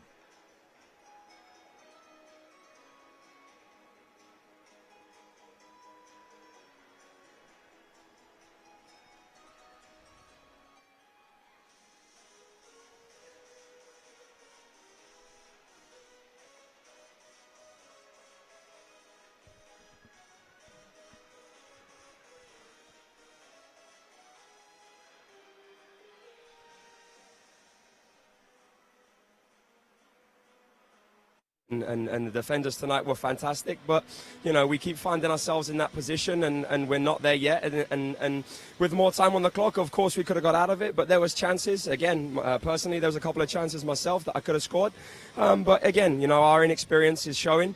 But we keep working hard day in and day out, and I think that's the biggest thing. And we do have belief in each other, and I think we put it together in the third and fourth quarter. It just wasn't enough tonight. And so we are in the home stretch of the season. So what do we need to work on these last half dozen games here? We just got to put a game of wins together if we can, if possible. We're working very hard day in and day out in training. We're listening to what the boss is asking us to do, and at times our inexperience, we don't fully listen and we don't commit to what he's asking us to do. And when we can do that, we'll be just fine. And again, we've got some players that have played in the league. We still believe that we can make them in it. And if we can minimize those, then we have a chance of competing. Listen all the time. I see you putting your heart out here on the field. I appreciate you taking the time to stop down and talk to us after the game, after a loss like that. I appreciate your sportsmanship and just your your spirit, man. Thank you very much. It shines. Thank you very much. I appreciate it. Okay, Jamie, Take good care. luck with the rest of the season, buddy. Back up to you guys in the booth. All right, and that was Van with Captain Jamie Lovegrove. He was the third star tonight. He had 2 goals, 2 assists. Those are his. Jesus Gonzalez had 2 goals and 1 assist. And then the second star with Bo Yelovitz with 2 goals and 1 assist. And we're going to go back down to Van with co-captain Nate for the Utica City. Okay, I've got Nate Bordeaux from Utica City right here. And Nate, come on in here, buddy. How important is it? Like that game, you guys got up early. How important is it to get up early like that in the game and have that padding for the rest of the game? Yeah, for sure. You know, when you're on the road and you travel a long distance all the way from Utica, getting an early lead kind of sets the tone. And yeah, it's tomorrow night against the Dallas Sidekicks. Okay, very good. So what's the turnaround like for a game tomorrow? It's tough, you know, but we have enough veterans on the team that know how to take care of their bodies and handle themselves, so we'll be ready to go. Okay, and I believe, are you guys in second place right now? Yes, we're right behind Florida. Us and Okay, Milwaukee. so how do you prepare? You guys going to make it? Yeah, like I said, we have a lot of. Hey, well, good luck with the sidekicks tomorrow. We appreciate you coming out, taking the time to talk to us. Once again, hey, we want to remind you that our Heroes game is Sunday, and it's where we honor our first responder and our veterans. So Sunday at 3 o'clock, back up to you guys in the booth. All right, and we're back. Thanks, Van. Appreciate that. Great job there by Nate with the win. Hey, thank you so much for joining us tonight. Where the Mesquite Outlaws fell to the Utica City 8-5. Join us next home game on MASL TV with Central Standard Time. For my partner Rory Vogel and myself, Matt Thornton, good night from